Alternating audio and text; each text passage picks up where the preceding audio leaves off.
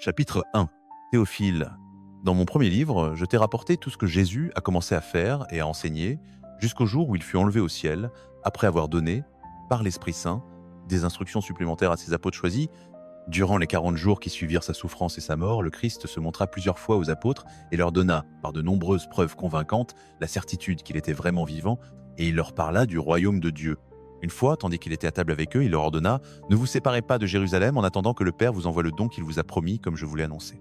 Jean baptisait d'eau, mais vous, dans quelques jours, vous serez baptisés de l'Esprit Saint. » Tandis qu'ils étaient avec Jésus, les apôtres l'interrogèrent avec insistance: « Seigneur, est-ce maintenant que tu vas rétablir le royaume pour Israël ?»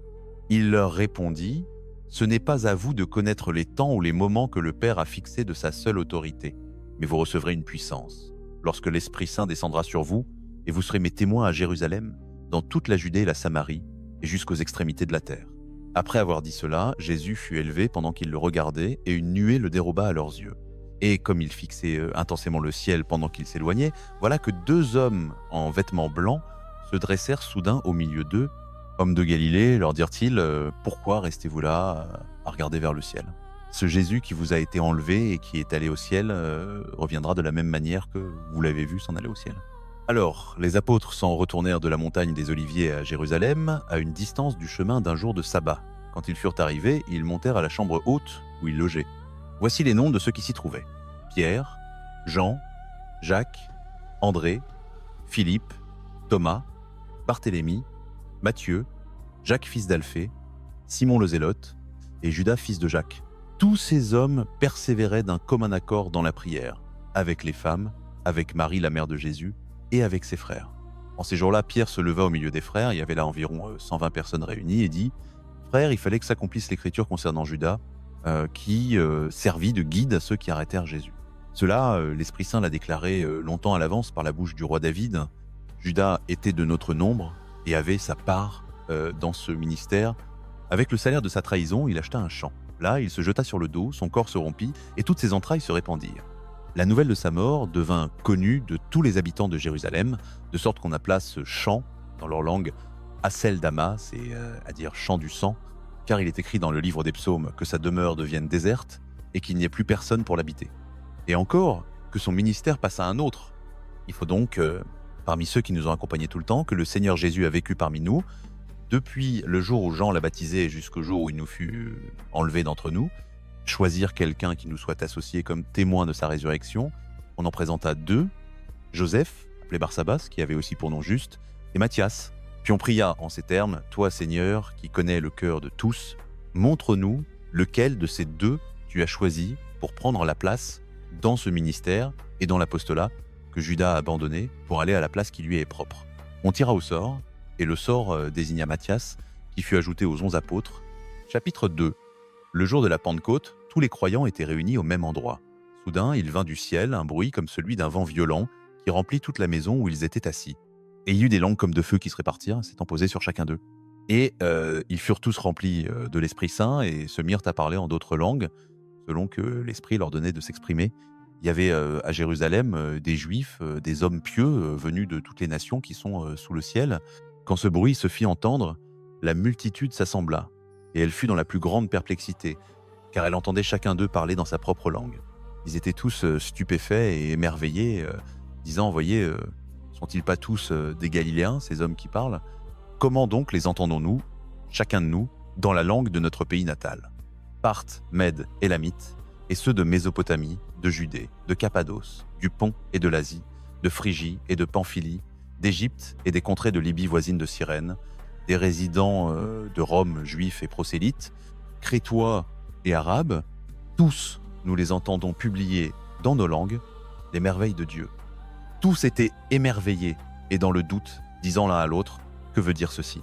Mais d'autres, se moquant, disaient: « Ils sont pleins de vin nouveau. » Alors Pierre, se levant avec les 11, éleva la voix et leur parla ainsi: « Hommes juifs, et vous tous qui résidez à Jérusalem, sachez-le bien et prêtez l'oreille à mes paroles.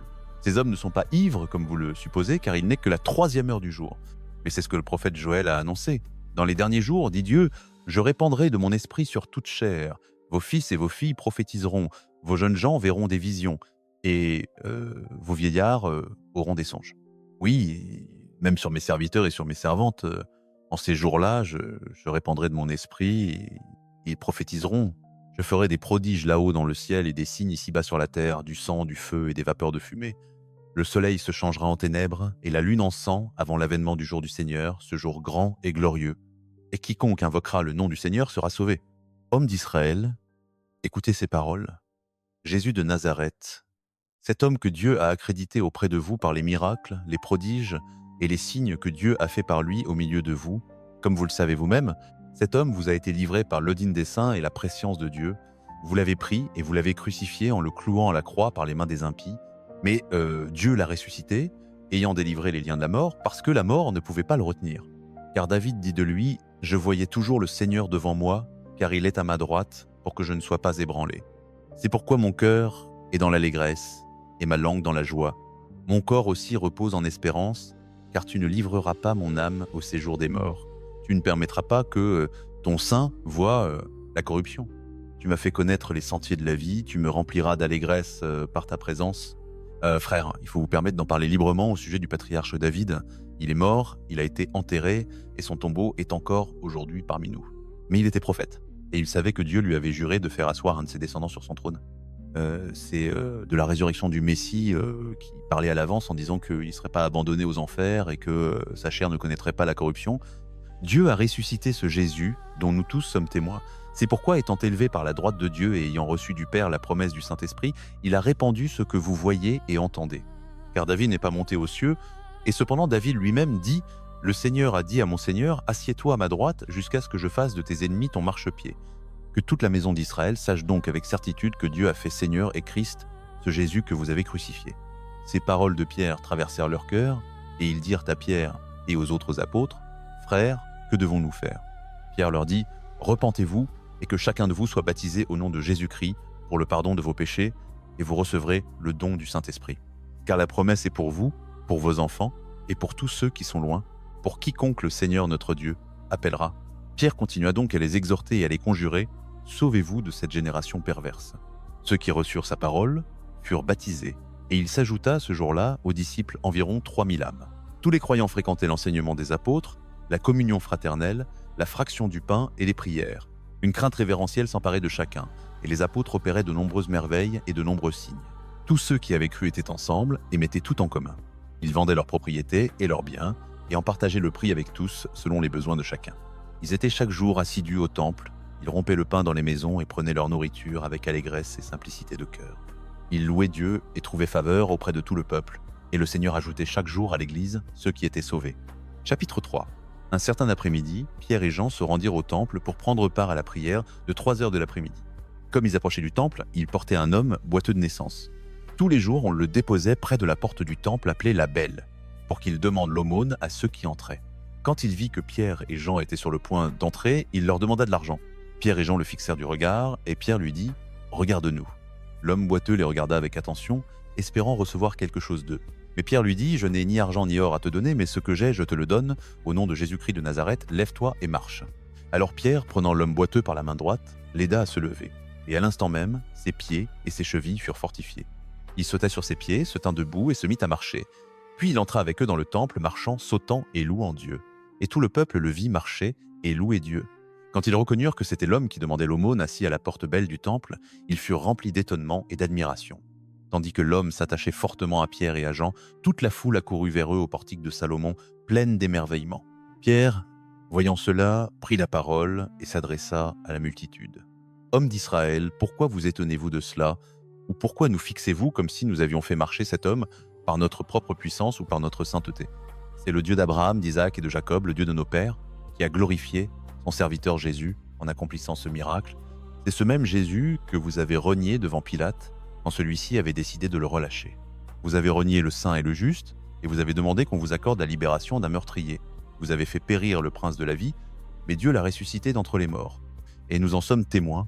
C'est par la foi en son nom que son nom a fortifié celui que vous voyez et connaissez. C'est la foi que donne Jésus qui l'a guéri devant vous tous. Et maintenant, frères, je sais que vous avez agi dans l'ignorance, de même que vos chefs, mais c'est ainsi que Dieu a accompli ce qu'il avait annoncé par la bouche de tous les prophètes, à savoir que son Messie devait souffrir. Repentez-vous donc et convertissez-vous pour que vos péchés soient effacés, afin que vienne de devant la face du Seigneur des temps de rafraîchissement, et il vous enverra Jésus, le Messie désigné pour vous. Il doit recevoir le ciel jusqu'au temps de la restauration de toutes choses, comme Dieu l'a annoncé depuis longtemps par la bouche de ses saints prophètes.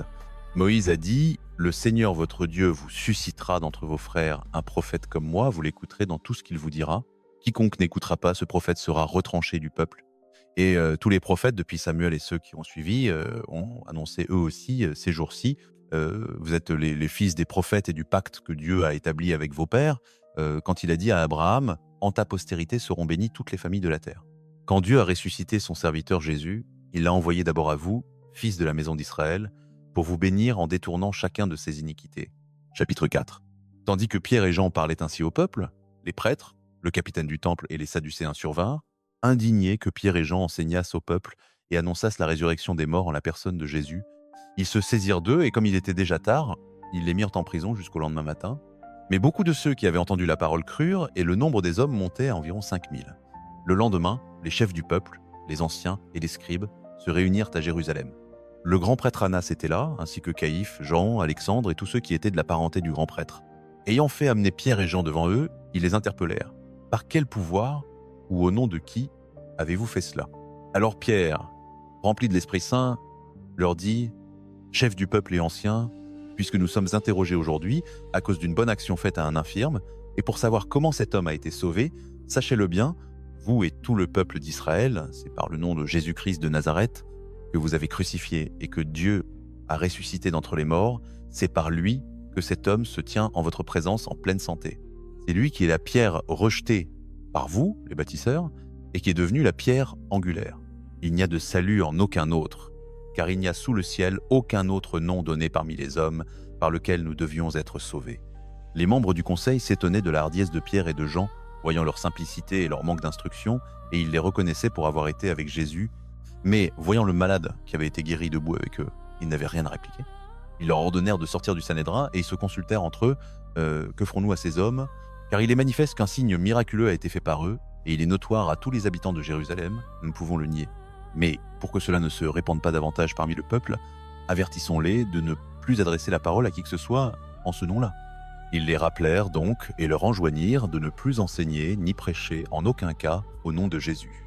Mais Pierre et Jean répondirent « Jugez-en vous-même si aux yeux de Dieu il est juste d'obéir à vous plutôt qu'à Dieu. Nous ne pouvons pas ne pas parler de ce que nous avons vu et entendu. » Alors, ils les menacèrent avec plus de véhémence, mais ils les relâchèrent, ne trouvant pas de quoi les punir à cause du peuple, car tous glorifiaient Dieu pour ce qui était arrivé. Car l'homme qui avait été l'objet de ce miracle de guérison avait plus de 40 ans. Aussitôt libérés, Pierre et Jean retournèrent vers les leurs et leur racontèrent tout ce que les grands prêtres et les anciens leur avaient dit. Lorsqu'ils entendirent cela, ils élevèrent tous d'une seule voix leur prière à Dieu. « Seigneur, toi qui as fait le ciel, la terre, la mer et tout ce qui s'y trouve, tu as dit par la bouche de notre père David, ton serviteur, par l'Esprit Saint, pourquoi les nations s'agitent-elles en vain et les peuples méditent-ils des choses vaines? Les rois de la terre se dressent et les princes s'assemblent contre le Seigneur et contre son oint. En effet, en cette ville, Hérode et Ponce Pilate, avec les gentils et les peuples d'Israël, se sont rassemblés contre ton saint serviteur Jésus, que tu as oint. Ils ont fait tout ce que ta main et ta volonté avaient arrêté d'avance qu'il arriverait. Et maintenant, Seigneur, regarde leurs menaces et accorde à tes serviteurs de proclamer ta parole avec toute assurance, en étendant ta main pour les guérisons, les signes et les prodiges qui se feront par le nom de ton saint serviteur Jésus. » Après cette prière, le lieu où ils étaient réunis trembla, et tous furent remplis de l'Esprit Saint et annonçaient la parole de Dieu avec assurance. La multitude des croyants avait un cœur et une âme. Aucun ne disait que ses biens lui appartissent en propre, et tout était mis en commun parmi eux. Les apôtres rendaient témoignage avec beaucoup de puissance de la résurrection du Seigneur Jésus, et une grande grâce reposait sur eux tous.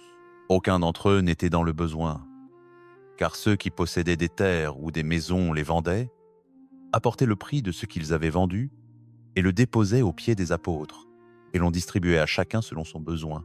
Ainsi Joseph, surnommé par les apôtres Barnabé, ce qui signifie « fils de l'encouragement », lévite originaire de Chypre, vendit un champ qu'il possédait, en apporta le prix et le déposa aux pieds des apôtres. Chapitre 5. Il y avait un certain homme nommé Ananias, qui avec sa femme Saphira, vendit une propriété et apporta seulement une partie de l'argent aux apôtres, mais affirma que c'était la somme totale de la vente. Avec le consentement de sa femme, il garda le reste pour lui.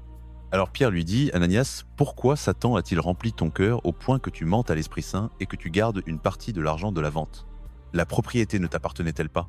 Et après la vente, l'argent n'était-il pas à ta disposition? Comment as-tu pu concevoir une telle chose? Tu n'as pas menti aux hommes, mais à Dieu. Au moment même où Ananias entendit ces paroles, il tomba par terre et expira. Une grande crainte s'empara de tous ceux qui en eurent connaissance. Quelques jeunes gens se levèrent, l'enveloppèrent dans un linceul, l'emportèrent dehors et l'enterrèrent. Environ 3 heures plus tard, sa femme entra, ignorant ce qui s'était passé. Pierre l'interrogea. « C'est bien cette somme que toi et ton mari avez reçue pour votre champ ?» Et elle répondit « Oui, c'était cette somme. » Pierre lui dit « Comment avez-vous pu vous entendre tous les deux pour tenter l'Esprit du Seigneur? Voici que les jeunes gens qui ont enterré ton mari sont à la porte et vont t'emporter aussi. » À l'instant, elle tomba à ses pieds et expira. Quand les jeunes gens entrèrent, ils la trouvèrent morte, l'emportèrent et l'enterrèrent auprès de son mari. Une grande crainte s'empara de toute l'Église et de tous ceux qui en entendirent parler. Les apôtres accomplissaient beaucoup de signes et de prodiges parmi le peuple. Tous les croyants se réunissaient souvent dans le temple, au portique de Salomon, mais personne d'autre n'osait se joindre à eux. Cependant, le peuple les tenait en grande estime. De plus en plus de foules, tant d'hommes que de femmes, croyaient au Seigneur et s'ajoutaient à leur nombre.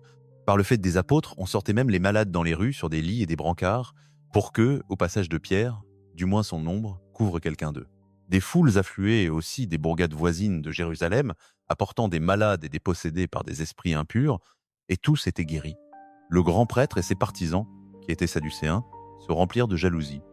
Ils arrêtèrent les apôtres et les firent jeter en prison publique. Mais pendant la nuit, un ange du Seigneur vint ouvrir les portes de la prison et les fit sortir. Il leur dit « Allez au temple et annoncez au peuple toutes ces paroles de vie. » Au point du jour, ils entrèrent dans le temple, comme on leur avait dit, et se mirent à enseigner.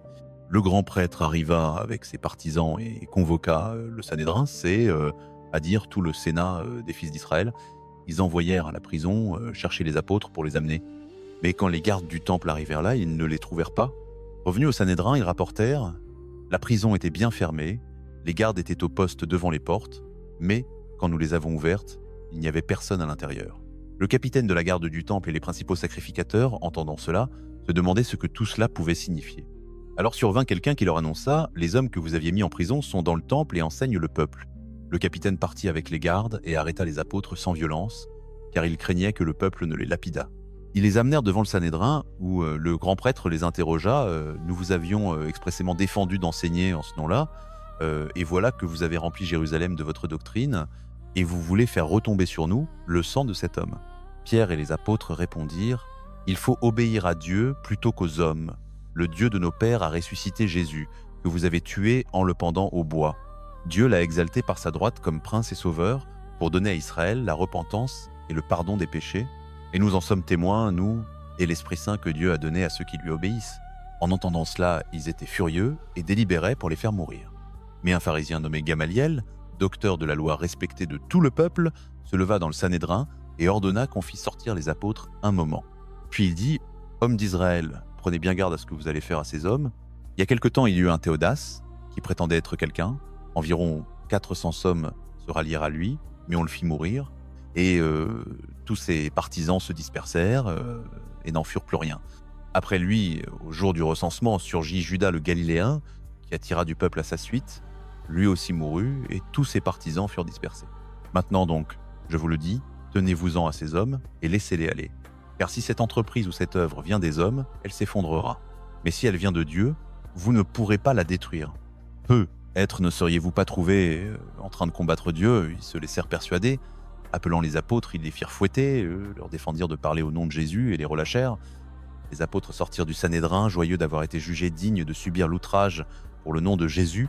Et chaque jour, dans le temple et dans les maisons, ils ne cessaient d'enseigner et d'annoncer la bonne nouvelle que Jésus est le Messie. Chapitre 6.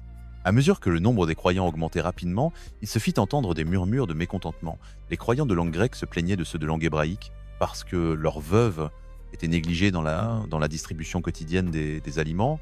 Les 12 convoquèrent donc toute la multitude des disciples et dirent « Il n'est pas bon que nous délaissions la parole de Dieu pour nous occuper de la distribution des repas. C'est pourquoi, frères, choisissez parmi vous 7 hommes de bonne réputation, remplis de l'esprit et de sagesse, auxquels nous confierons ce service. Et nous nous appliquerons à la prière et au ministère de la parole. » Cette proposition plut à toute l'assemblée, et ils élurent Étienne, un homme rempli de foi et de l'Esprit Saint, Philippe, Prochor, Nicanor, Timon, Parménas et Nicolas, prosélytes d'Antioche. On les présenta aux apôtres, qui prièrent et leur imposèrent les mains. Ainsi, la parole de Dieu se répandait avec force. Le nombre des disciples augmentait beaucoup à Jérusalem, et un grand nombre de prêtres embrassaient la foi. Étienne, rempli de la grâce et de la puissance de Dieu, accomplissait parmi le peuple des prodiges et de grands miracles. Alors survinrent des gens de la synagogue dite des Affranchis, et des Juifs de Cyrène et d'Alexandrie, ainsi que de ceux de Cilicie et d'Asie. Ils se mirent à discuter avec Étienne, mais ils ne pouvaient résister à la sagesse et à l'esprit avec lequel il parlait. Ils persuadèrent alors des hommes de dire « Nous l'avons entendu proférer des paroles blasphématoires contre Moïse et contre Dieu. » Cela excita le peuple, les anciens et les scribes. Ils se saisirent de lui et le traînèrent devant le Sanhédrin. Les faux témoins dirent « Cet homme ne cesse de proférer des paroles contre ce saint lieu et contre la loi. Nous l'avons entendu dire que ce Jésus de Nazareth détruira ce lieu et changera les coutumes que Moïse nous a transmises. » Tous ceux qui siégeaient au Sanhédrin fixèrent les regards sur lui, et son visage était comme celui d'un ange. Chapitre 7. Alors, le grand prêtre demanda « Est-ce vrai ce qu'on dit contre toi ?» Étienne répondit « Frères et pères, écoutez-moi. Le Dieu de gloire apparut à notre père Abraham lorsqu'il était en Mésopotamie, avant qu'il s'établît à Haran, et lui dit « Sors de ton pays et de ta parenté, et viens dans le pays que je te montrerai. » Il sortit donc du pays des Chaldéens et s'établit à Haran. De là, après la mort de son père, Dieu le fit passer dans ce pays où vous habitez maintenant. Cependant, Dieu ne lui donna point d'héritage en ce pays, pas même un pied de terre, mais il promit de lui donner ce pays pour possession, à lui et à sa postérité après lui, bien qu'il n'eût point d'enfant. Dieu parla ainsi. Sa postérité séjournera dans un pays étranger. On l'asservira et on la maltraitera pendant 400 ans. Mais je jugerai la nation à laquelle ils auront été asservis, dit Dieu, et après cela, ils sortiront et ils me serviront en ce lieu. Puis Dieu donna à Abraham l'alliance de la circoncision, et c'est ainsi qu'Isaac, son fils, fut circoncis le 8e jour, et Isaac engendra Jacob, et Jacob engendra les 12 patriarches. Les patriarches, jaloux de Joseph, le vendirent pour qu'il fût emmené en Égypte. Mais Dieu était avec lui, et le tira de toutes ses tribulations. Il donna aussi à Joseph sagesse et grâce devant Pharaon, roi d'Égypte, qui le constitua gouverneur sur l'Égypte et sur toute sa maison. Il survint alors une famine sur toute la terre d'Égypte et de Canaan, et une grande souffrance. Et nos pères ne trouvaient pas de nourriture. Mais Jacob, ayant appris qu'il y avait du blé en Égypte, y envoya nos pères pour la première fois. Lors de leur seconde venue, Joseph se fit reconnaître par ses frères, et la race de Joseph fut révélée à Pharaon. Puis Joseph envoya chercher Jacob, son père, et toute sa parenté, 75 personnes en tout, et Jacob descendit en Égypte, où il mourut, lui et nos pères. Ils furent transportés à Sichem et déposés dans le sépulcre qu'Abraham avait acheté, à prix d'argent, des fils d'Héber, à Sichem. À mesure que s'approchait le temps où Dieu accomplirait la promesse qu'il avait faite à Abraham, le peuple s'accrut et se multiplia en Égypte, jusqu'à ce qu'il y eut un autre roi qui n'avait pas connu Joseph. Celui-ci, traitant notre peuple en étranger, opprima nos pères, les obligeant à exposer leurs enfants pour qu'ils ne fussent pas conservés en vie. À cette époque naquit Moïse, qui fut agréable à Dieu. Il fut nourri 3 mois dans la maison de son père. Lorsqu'on lui exposait, la fille de Pharaon le recueillit et l'éleva comme son propre fils. Moïse fut instruit dans toute la sagesse des Égyptiens. Il était puissant en parole et en œuvre. Il avait 40 ans quand il lui vint à l'esprit de visiter ses frères, les fils d'Israël. Voyant qu'un d'eux était maltraité, Moïse prit sa défense et vengea l'opprimé en frappant l'Égyptien. Il pensait que ses frères comprendraient que Dieu leur apporterait le salut par sa main, mais ils ne comprirent pas. Le jour suivant, il vit 2 Hébreux qui se queraillaient. Il dit à celui qui avait tort « Pourquoi frappes-tu ton compagnon ?» Et l'autre lui répondit « Qui t'a établi chef et juge sur nous? Veux-tu me tuer comme tu as tué l'Égyptien hier ?» Effrayé de cette parole, Moïse s'enfuit et alla s'établir comme étranger dans le pays de Madian, où il engendra 2 fils. Après 40 ans, un ange lui apparut dans le désert, au mont Sinaï, dans la flamme d'un feu de buisson ardent. Moïse, voyant cela, fut émerveillé de cette vision, et comme il s'approchait pour regarder, la voix du Seigneur se fit entendre « Je suis le Dieu de tes pères, le Dieu d'Abraham, d'Isaac et de Jacob. » Moïse, tout tremblant, n'osait regarder. Le Seigneur lui dit « Ôte tes souliers de tes pieds, car le lieu où tu te tiens est une terre sainte. Oui, j'ai vu l'affliction de mon peuple, qui est en Égypte, j'ai entendu ses gémissements, et je suis descendu pour le délivrer. Et maintenant, viens, je t'enverrai en Égypte. » C'est cet homme que le peuple d'Israël avait rejeté en disant « À qui t'as établi chef et juge ?» que Dieu envoya pour être chef et libérateur, avec l'aide de l'ange qui lui était apparu au buisson. C'est lui qui les fit sortir, après avoir fait des prodiges et des signes miraculeux en Égypte, dans la mer Rouge, et au désert pendant 40 ans. C'est ce Moïse qui dit aux fils d'Israël, Dieu vous suscitera un prophète d'entre vos frères, comme moi, vous l'écouterez. C'est lui qui, dans l'assemblée du désert, fut avec l'ange qui lui parlait sur le mont Sinaï, et avec nos pères. Il reçut des paroles de vie à nous transmettre. Mais nos pères ne voulurent pas lui obéir. Ils le repoussèrent et se tournèrent dans leur cœur vers l'Égypte, en disant à Aaron, fais-nous des dieux qui marchent devant nous, car nous ne savons ce qui est arrivé à Moïse, cet homme qui nous a fait sortir du pays d'Égypte. Ils firent alors un veau, et offrirent des sacrifices à l'idole, et se réjouirent de l'œuvre de leurs mains. Dieu se détourna d'eux et les abandonna au culte de l'armée du ciel, comme il est écrit dans le livre des prophètes. M'avez-vous offert des victimes et des sacrifices pendant 40 ans dans le désert, maison d'Israël? Vous avez porté le tabernacle de Moloch et l'étoile de votre dieu Réphan, image que vous vous étiez faite pour les adorer. C'est pourquoi je vous transporterai au-delà de Babylone. Nos pères avaient le tabernacle du témoignage dans le désert, ainsi que Moïse l'avait établi d'après le modèle que Dieu lui avait montré. Et nos pères, sous la conduite de Josué, l'introduisirent dans le pays des nations que Dieu chassa devant eux. Il y resta jusqu'au jour de David, qui trouva grâce devant Dieu, et demanda la faveur de trouver un tabernacle pour le Dieu de Jacob. Ce fut Salomon qui lui construisit une maison. Mais le Très-Haut n'habite pas dans ce que les mains ont fait, comme dit le prophète, le ciel est mon trône, et la terre l'escabeau de mes pieds. Quelle maison me bâtirez-vous, dit le Seigneur, ou quel lieu de repos me préparerez-vous? N'est-ce pas ma main qui a fait tout cela? Homme au cou raide, incirconcis de cœur et d'oreille, vous résistez toujours au Saint-Esprit. Comme vos pères, aussi vous. Y a-t-il eu un prophète que vos pères n'aient persécuté? N'ont-ils pas tué ceux qui annonçaient la venue du juste, dont vous avez maintenant été les traîtres et les meurtriers, vous qui avez reçu la loi d'après la disposition des anges et qui ne l'avez point gardée? En entendant ces choses, ils étaient furieux dans leur cœur et grinçaient des dents contre lui. Mais Étienne, rempli de l'Esprit Saint, fixa les yeux vers le ciel et vit la gloire de Dieu et Jésus debout à la droite de Dieu. Il dit, « Voici, j'ai vu les cieux ouverts et le Fils de l'homme debout à la droite de Dieu. » Alors ils poussèrent de grands cris, se bouchant les oreilles, et d'un commun accord se précipitèrent sur lui, ils le traînèrent hors de la ville et se mirent à le lapider. Les témoins déposèrent leurs vêtements aux pieds d'un jeune homme nommé Saul, et ils lapidaient Étienne, qui priait et disait « Seigneur Jésus, reçois mon esprit ». Il tomba à genoux et s'écria d'une voix forte « Seigneur, ne leur impute pas ce péché ». Ayant dit cela, il s'endormit. Chapitre 8. Saul était l'un des témoins et il approuvait pleinement le meurtre d'Étienne. Ce jour-là, une grande persécution s'abattit sur l'église de Jérusalem. Tous les croyants, excepté les apôtres, furent dispersés à travers les régions de Judée et de Samarie. Des hommes pieux, avec un grand chagrin, enterrèrent Étienne. Saul, quant à lui, ravageait l'église. Il entrait de maison en maison, traînait de force hommes et femmes, et les faisait jeter en prison. Les croyants qui s'étaient dispersés prêchaient la bonne nouvelle de Jésus partout où ils allaient. Philippe, par exemple, se rendit dans une ville de Samarie et y annonça le Messie. Les foules suivaient attentivement Philippe, car elles étaient avides d'entendre son message et de voir les signes et les prodiges qu'il accomplissait. De nombreux démons impurs furent chassés, ils sortaient en criant des victimes qu'ils tourmentaient, et beaucoup de paralysés et de boiteux furent guéris. Il y eut donc une grande joie dans cette ville. Il y avait un homme nommé Simon qui, depuis longtemps, y exerçait la magie et éblouissait les gens de Samarie en prétendant être quelqu'un d'important. Tous, du plus petit au plus grand, le désignaient souvent comme le grand pouvoir de Dieu. Ils l'écoutaient attentivement, car il les avait longtemps émerveillés par sa magie. Mais maintenant, ils avaient cru au message de Philippe sur la bonne nouvelle du royaume de Dieu et du nom de Jésus-Christ. En conséquence, beaucoup d'hommes et de femmes furent baptisés. Simon lui-même crut et fut baptisé. Il se mit à suivre Philippe partout où il allait, et était stupéfait des signes et des grands miracles qu'il voyait. Quand les apôtres de Jérusalem apprirent que les Samaritains avaient reçu la parole de Dieu, ils leur envoyèrent Pierre et Jean.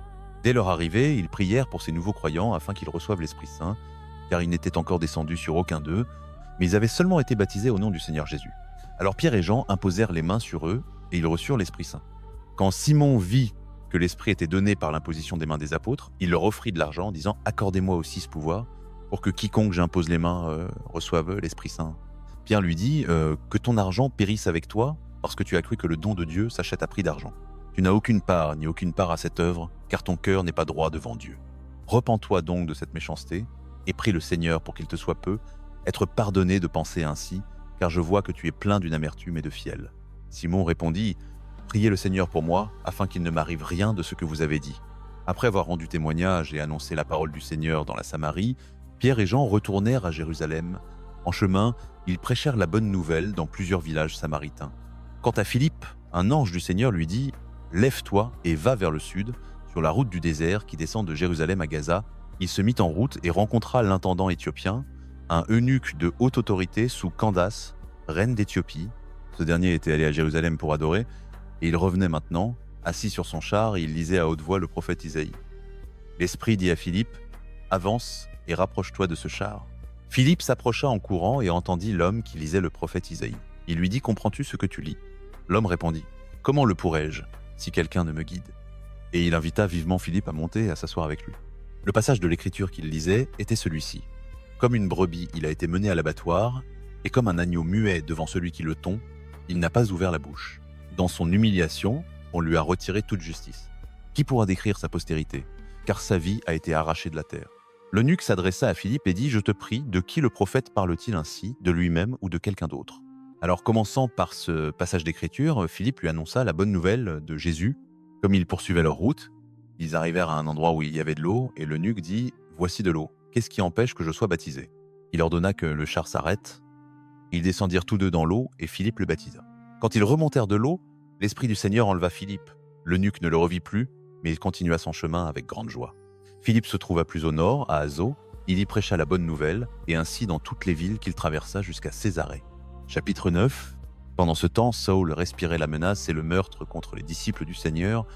Il alla trouver le grand prêtre et lui demanda des lettres pour les synagogues de Damas, afin d'arrêter tous ceux du chemin qu'il trouverait là, hommes et femmes, et de les ramener enchaînés à Jérusalem. Comme il approchait de Damas pour accomplir cette mission, soudain une lumière du ciel brilla tout autour de lui.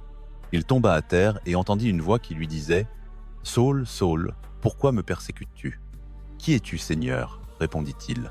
« Je suis Jésus que tu persécutes, » lui dit la voix. « Mais lève-toi, entre dans la ville, et on te dira ce que tu dois faire. » Les hommes qui l'accompagnaient se tenaient là, muets d'étonnement.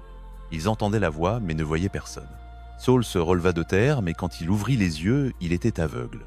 Ses compagnons le prirent par la main et le menèrent à Damas. Il y resta 3 jours sans voir, sans manger, ni boire. Or, il y avait à Damas un disciple nommé Ananias. Le Seigneur lui parla dans une vision. « Ananias, me voici, Seigneur, répondit-il. Lève-toi et va dans la rue droite, à la maison de Judas, et demande un homme de Tarse nommé Saül. Il est en prière en ce moment. Et il a vu en vision un homme nommé Ananias entrer et lui imposer les mains pour qu'il recouvre la vue. « Seigneur, répondit Ananias, j'ai entendu beaucoup parler de cet homme et de tout le mal qu'il a fait à tes saints à Jérusalem. Et même ici, il a pleine autorité de la part des grands prêtres pour arrêter tous ceux qui invoquent ton nom. Va, lui dit le Seigneur, car cet homme est un instrument que j'ai choisi pour porter mon nom devant les nations, les rois et les fils d'Israël. Et je lui montrerai tout ce qu'il devra souffrir pour mon nom. » Ananias partit donc et entra dans la maison. Il posa les mains sur lui et dit « Saül, mon frère, le Seigneur m'a envoyé, Jésus qui t'est apparu sur le chemin par lequel tu venais, pour que tu recouvres la vue et sois rempli de l'Esprit Saint. » À l'instant, il lui tomba des yeux comme des écailles, et il recouvra la vue. Il se leva et fut baptisé. Puis il mangea et reprit des forces. Saül resta quelques jours auprès des disciples à Damas. Aussitôt il se mit à prêcher dans les synagogues que Jésus est le Fils de Dieu. Tous ceux qui l'entendaient en étaient stupéfaits. N'est-ce pas là celui qui, à Jérusalem, sévissait contre les disciples du Seigneur? Et n'est-il pas venu ici pour les arrêter et les conduire enchaînés au grand prêtre? Or la prédication de Saül devenait de plus en plus puissante, et les Juifs de Damas ne pouvaient réfuter les preuves qu'il apportait pour montrer que Jésus est vraiment le Messie. Peu de temps après, les Juifs complotèrent pour le faire mourir. Ils surveillaient jour et nuit les portes de la ville pour le tuer. Mais on avertit Saül du complot. Alors, pendant la nuit, les disciples le firent descendre le long de la muraille dans une corbeille. Quand il arriva à Jérusalem, Saül essaya de se joindre aux disciples, mais tous le craignaient, ne croyant pas qu'il fût vraiment un disciple.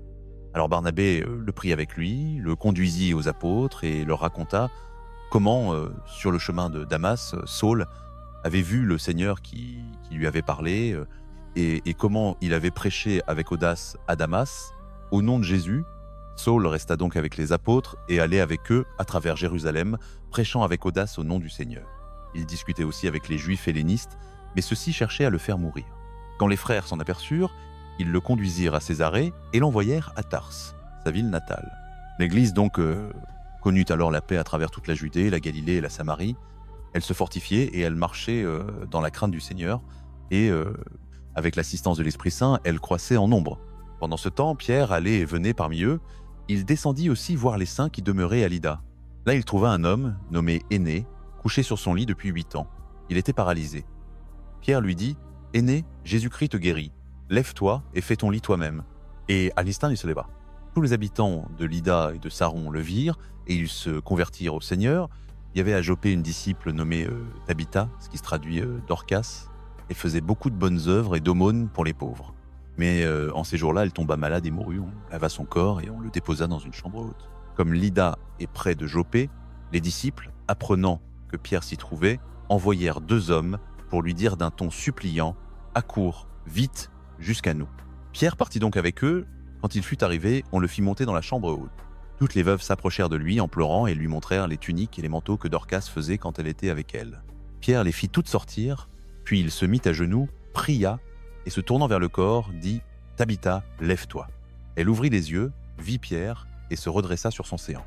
Il lui donna la main et la fit lever. Puis il appela les saints et les veuves et la présenta vivante. Cela se sut dans toute la ville de Joppé, et beaucoup crurent au Seigneur. Pierre resta longtemps à Joppé, chez un certain Simon, tanneur. Chapitre 10. À Césarée, il y avait un officier de l'armée romaine nommé Corneille, qui était centurion d'un régiment appelé la cohorte italienne. C'était un homme pieux et craignant Dieu, ainsi que toute sa maison. Il faisait beaucoup d'aumônes au peuple et priait Dieu continuellement. Vers la 9e heure du jour, environ 3 heures de l'après-midi, il eut une vision. Un ange de Dieu s'approcha de lui et l'appela « Corneille ». Il le regarda fixement et, rempli de crainte, demanda « Que veux-tu, Seigneur ?» « Tes prières et tes aumônes, répondit l'ange, sont montées comme un sacrifice devant Dieu. Maintenant, envoie des hommes à Joppé et fais venir un certain Simon, surnommé Pierre. Il est logé chez Simon, un corroyeur qui habite près de la mer. » Dès que l'ange qui lui parlait fut parti, Corneille appela 2 de ses serviteurs et un soldat pieux de ceux qui étaient attachés à sa personne, leur raconta tout et les envoya à Joppé. Le lendemain, tandis que les messagers de Corneille approchaient de la ville, Pierre monta sur la plateforme pour prier. C'était environ la 6e heure, vers midi. Il eut faim et, pendant qu'on lui préparait à manger, il tomba en extase. Il vit le ciel ouvert et quelque chose comme une grande nappe descendre par ses 4 coins sur la terre. Dedans étaient tous les quadrupèdes, reptiles et oiseaux de l'air. Et une voix lui dit « Lève-toi, Pierre, tu es mange. »« Non, Seigneur, répondit Pierre, car jamais je n'ai mangé rien de profane ou d'impur. » Mais la voix lui dit une seconde fois « Ce que Dieu a déclaré pur, toi, ne le regarde pas comme profane. » Cela se répéta 3 fois, et aussitôt la nappe fut relevée au ciel.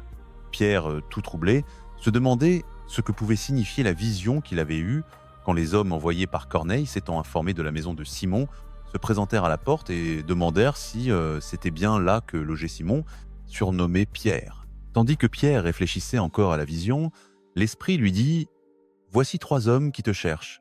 Lève-toi, descends, pars avec eux sans hésiter, car c'est moi qui les ai envoyés. » Pierre descendit et dit aux hommes « Voici, je suis celui que vous cherchez, pourquoi êtes-vous venus ?» Ils répondirent « Corneille, centurion et homme juste, craignant Dieu, et dont la piété est reconnue de toute la nation des Juifs, a été averti par un ange saint de te faire venir chez lui pour entendre tes paroles. » Pierre les invita donc à entrer et à passer la nuit là. Le lendemain, il partit avec eux, accompagné de quelques frères de Joppé. Le jour suivant, ils arrivèrent à Césarée. Corneille les attendait et avait réuni ses parents et ses amis intimes. Quand Pierre entra, Corneille vint à sa rencontre, se jeta à ses pieds et se prosterna. Mais Pierre le releva en disant « Lève-toi, moi aussi je suis un homme. » Ils se mirent à converser, et il entra où beaucoup d'autres étaient réunis. Pierre leur dit « Vous le savez, il est contraire à la loi pour un juif de se lier avec un étranger ou d'entrer chez lui. Mais Dieu m'a montré que je ne dois regarder personne comme profane ou impur. C'est pourquoi je n'ai pas hésité à venir quand on m'a appelé. Maintenant, dites-moi pourquoi m'avez-vous fait venir ?»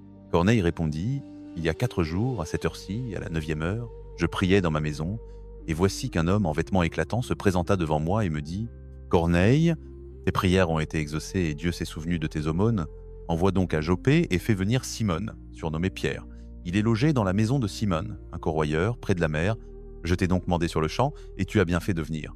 Maintenant, nous voici tous devant Dieu, pour entendre tout ce que le Seigneur t'a ordonné de dire. » Pierre prit la parole et dit « En vérité, je comprends maintenant que Dieu ne fait pas de différence entre les personnes, mais qu'en toute nation, il accueille ceux qui le craignent et pratiquent la justice. C'est la parole qu'il a envoyée aux fils d'Israël, en annonçant la paix par Jésus-Christ, lui, le Seigneur de tous. Vous savez ce qui s'est passé dans toute la Judée après avoir commencé en Galilée, suite au baptême prêché par Jean, comment Dieu a oint Jésus de Nazareth de l'Esprit Saint et de puissance. Comment Jésus a passé sa vie à faire le bien et à guérir tous ceux qui étaient sous la tyrannie du diable, parce que Dieu était avec lui. Et nous sommes témoins de tout ce qu'il a fait dans le pays des Juifs et à Jérusalem. On l'a tué en le clouant à la croix, mais Dieu l'a ressuscité le troisième jour et lui a permis de se manifester, non pas au peuple en général, mais à nous que Dieu avait choisi d'avance pour être ses témoins. Nous avons mangé et bu avec lui après sa résurrection entre les morts, et il nous a ordonné de prêcher au peuple et de témoigner que c'est lui que Dieu a établi juge des vivants et des morts. Tous les prophètes lui rendent témoignage. Quiconque croit en lui reçoit par son nom le pardon de ses péchés. Pierre parlait encore quand l'Esprit Saint descendit sur tous ceux qui écoutaient la parole. Les croyants de la circoncision qui étaient venus avec Pierre furent stupéfaits de ce que le don de l'Esprit Saint fût aussi répandu sur les païens, car ils les entendaient parler en langue et louer Dieu. Alors Pierre dit, peut-on refuser l'eau pour baptiser ces gens qui ont reçu l'Esprit Saint comme nous? Et il ordonna de les baptiser au nom de Jésus-Christ. Ensuite, ils le prièrent de demeurer quelques jours avec eux. Chapitre 11. La nouvelle que les païens avaient reçu la parole de Dieu parvint bientôt aux apôtres et aux autres croyants de Judée. Ainsi, quand Pierre revint à Jérusalem, les croyants juifs le critiquèrent. Tu es entré chez des païens et tu as même mangé avec eux. Alors Pierre leur raconta tout ce qui s'était passé, point par point. J'étais à Joppé, et pendant que je priais, je tombais en extase, et je eus une vision. Quelque chose comme une grande nappe descendait par ses quatre coins du ciel et vint jusqu'à moi. Quand je regardais dedans, j'y vis toutes sortes d'animaux terrestres et sauvages, de reptiles et d'oiseaux. J'entendis une voix qui me disait « Lève-toi, Pierre, tue-les et mange. » « Non, Seigneur, répondis-je, car jamais je n'ai mangé quelque chose d'impur ou d'immonde selon les lois juives. Mais la voix du ciel reprit, ce que Dieu a déclaré pur, ne le tient pas pour impur. Cela se répéta 3 fois, avant que la nappe avec tout ce qu'elle contenait ne fût remontée au ciel. Au même instant, 3 hommes envoyés de Césarée arrivèrent à la maison où nous étions logés. L'Esprit Saint me dit de les accompagner sans hésiter, même s'ils étaient des païens. Ces 6 frères ici présents m'accompagnèrent, et nous entrâmes bientôt dans la maison de l'homme qui nous avait mandé. Il nous raconta comment un ange lui était apparu chez lui et lui avait dit « Envoie à Joppé chercher un homme nommé Simon, surnommé Pierre, il te dira comment toi et toute ta maison vous pouvez être sauvés. » Au moment où je commençais à parler, l'Esprit Saint descendit sur eux comme il était descendu sur nous au commencement. Alors je me rappelais les paroles du Seigneur, Jean a baptisé d'eau, mais vous, vous serez baptisés de l'Esprit Saint. Si donc Dieu leur a donné le même don qu'à nous quand nous avons cru au Seigneur Jésus-Christ, qui étais-je, moi, pour m'opposer à Dieu? Quand ils entendirent cela, ils cessèrent de s'opposer et se mirent à glorifier Dieu en disant « Ainsi donc, Dieu a accordé aux païens le privilège de se repentir pour avoir la vie éternelle. » Pendant ce temps, les croyants qui avaient été dispersés à l'occasion de la persécution survenue après la mort d'Étienne allèrent jusqu'en Phénicie, à Chypre et à Antioche de Syrie, et ils prêchaient la parole de Dieu, mais aux Juifs seulement. Cependant, parmi eux, quelques-uns originaires de Chypre et de Cyrène, qui étaient venus à Antioche, se mirent à parler aux païens aussi de la bonne nouvelle du Seigneur Jésus. La main du Seigneur était avec eux, et un grand nombre crurent et se convertirent au Seigneur. La nouvelle en parvint à l'église de Jérusalem et envoya Barnabé à Antioche. Quand il arriva et vit les grâces de Dieu, il s'en réjouit et exhorta tous les croyants à persévérer dans le Seigneur avec un cœur ferme. Barnabé était un homme de bien, rempli de l'Esprit Saint et de foi. Et un grand nombre de personnes se joignirent au Seigneur. Barnabé alla ensuite à Tarse chercher Saul. Quand il l'eut trouvé, il l'amena à Antioche. Tous deux passèrent 1 an entier dans l'église, enseignant à de grandes foules. Ce fut à Antioche que pour la première fois, les disciples reçurent le nom de chrétiens. Pendant ces jours-là, des prophètes descendirent de Jérusalem à Antioche. L'un d'eux, nommé Agabus, se leva au milieu de l'assemblée et, conduit par l'Esprit, annonça qu'il y aurait une grande famine sur toute la terre habitée. Cela arriva en effet sous le règne de Claude. Les disciples décidèrent d'envoyer une aide aux frères qui habitaient la Judée, chacun selon ses moyens. C'est ce qu'ils firent. Et ils confièrent ces dons à Barnabé et à Saul pour les remettre aux anciens de l'église de Jérusalem. Chapitre 12. Vers ce temps-là, le roi Hérode Agrippa commença à persécuter quelques membres de l'église. Il fit mettre à mort par l'épée Jacques, frère de Jean. Quand il vit que cela plaisait aux Juifs, il fit aussi arrêter Pierre. Cela se passait pendant la fête des Pâques. Après l'avoir jeté en prison, il le plaça sous la garde de 4 escouades de 4 soldats chacune, dans l'intention de le faire comparaître en jugement public après la Pâque. Pendant que Pierre était enfermé dans la prison, l'Église priait instamment Dieu pour lui. La nuit qui précéda, le jour où il devait être traduit en jugement, Pierre dormait, attaché de 2 chaînes entre 2 soldats, d'autres gardaient la porte de la prison. Soudain, un ange du Seigneur surgit et une lumière brilla dans la cellule. L'ange frappa Pierre au côté pour le réveiller et lui dit « Lève-toi vite !» Les chaînes tombèrent de ses mains. Puis l'ange lui dit « Habille-toi et mets tes sandales ». Pierre fit ainsi et l'ange lui dit « Enveloppe-toi de ton manteau et suis-moi ». Pierre sortit et le suivit, mais il pensait que c'était une vision et il ne se rendait pas compte que tout cela se réalisait réellement. Ils passèrent le premier poste de garde, puis le second, et arrivèrent à la porte de fer qui menait à la ville. Elle s'ouvrit d'elle-même devant eux. Ils sortirent, prirent la première rue, et aussitôt l'ange le quitta. Alors Pierre, revenu à lui, dit « Maintenant je sais vraiment que le Seigneur a envoyé son ange et m'a délivré de la main d'Hérode et de tout ce que le peuple juif attendait de moi. » Quand il s'en fut rendu compte, il se dirigea vers la maison de Marie, la mère de Jean, surnommée Marc, où un grand nombre de personnes étaient réunies et priaient. Il frappa à la porte d'entrée, et une servante nommée Rhoda vint ouvrir. Quand elle reconnut la voix de Pierre, elle fut si joyeuse qu'elle n'ouvrit pas la porte, mais courut à l'intérieur et annonça « Pierre est à la porte. »« Tu es folle » lui dirent-ils. Mais elle insista. Eux disaient « C'est son ange. » Pendant ce temps, Pierre continuait à frapper. Quand ils ouvrirent enfin, ils le virent et restèrent stupéfaits. Il leur fit signe de se taire et leur raconta comment le Seigneur l'avait fait sortir de la prison. « Dites-le à Jacques et aux frères, leur dit-il. » Puis il sortit et alla dans un autre lieu. Au point du jour, il y eut un grand tumulte parmi les soldats au sujet de ce qui était arrivé à Pierre. Hérode, après avoir fait des recherches pour le trouver et ne l'ayant pas découvert, interrogea les gardes et ordonna qu'on les fasse exécuter. Ensuite, il quitta la Judée et s'en alla séjourner à Césarée. Hérode était très en colère contre les gens de Tyr et de Sidon. Ceux-ci vinrent en délégation pour s'accorder avec lui, car leur ville dépendait du pays du roi pour leur nourriture. Ayant obtenu l'appui de Blastus, chambellan du roi, ils obtinrent une audience. Le jour fixé, Hérode, revêtu de ses habits royaux, s'assit sur le trône et leur adressa un discours. Le peuple lui acclama à grands cris « Ce n'est pas la voix d'un homme, c'est la voix d'un Dieu. » À l'instant, un ange du Seigneur le frappa parce qu'il avait accepté l'adoration de la foule au lieu de rendre gloire à Dieu. Il fut rongé par les vers et expira. Pendant ce temps, la parole de Dieu se répandait et se multipliait. Quand Barnabé et Saul eurent achevé leur mission à Jérusalem, ils repartirent, emmenant avec eux Jean, surnommé Marc. Chapitre 13.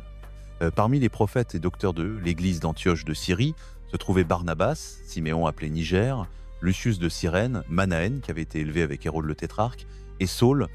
Un jour, tandis que ces hommes adoraient le Seigneur et jeûnaient, l'Esprit Saint dit « Mettez à part pour moi Barnabas et Saul pour l'œuvre à laquelle je les ai appelés. » Alors après avoir jeûné encore et prié, ils leur imposèrent les mains et les envoyèrent. Barnabas et Saul, envoyés ainsi par l'Esprit Saint, descendirent au port de Séleucie, puis naviguèrent vers l'île de Chypre. À Salamine, ils allèrent dans les synagogues des Juifs et annoncèrent la parole de Dieu. Marc les accompagnait comme assistant. Ils parcoururent toute l'île de ville en ville jusqu'à ce qu'ils arrivent à Paphos, où ils rencontrèrent un magicien juif, un faux prophète nommé Bar-Jésus, qui s'était attaché au proconsul Sergius Paulus, homme intelligent. Le proconsul invita Barnabas et Saul et les fit venir car il voulait entendre la parole de Dieu. Mais Élymas, le magicien, car c'est ainsi que se traduit son nom en grec, s'opposait à eux et cherchait à détourner le proconsul de la foi. Saul, aussi appelé Paul, rempli de l'Esprit Saint, fixa les yeux sur lui et dit « Ô toi, rempli de toute ruse et de toute fraude, ennemi de toute justice, tu ne cesseras pas de pervertir les voies droites du Seigneur. Et maintenant voici que la main du Seigneur est sur toi. Tu seras aveugle et tu ne verras pas le soleil pour un temps. » Aussitôt, une obscurité et un brouillard couvrirent ses yeux, et il cherchait, en tâtonnant, des mains pour le guider. Le proconsul, voyant ce qui s'était passé, crut et fut étonné de l'enseignement du Seigneur. Paul et ses compagnons partirent de Paphos en bateau pour Pergé en Pamphylie. Là, Jean-Marc les quitta et s'en retourna à Jérusalem. Mais eux, continuant leur route depuis Pergé, arrivèrent à Antioche de Pisidie. Le jour du sabbat, ils entrèrent dans la synagogue et s'assirent. Après la lecture de la loi et des prophètes, les responsables de la synagogue leur envoyèrent dire « Frères, si vous avez quelque exhortation à adresser au peuple, parlez. » Paul se leva, fit un signe de la main pour demander le silence et dit « Hommes d'Israël, et vous qui craignez Dieu, écoutez.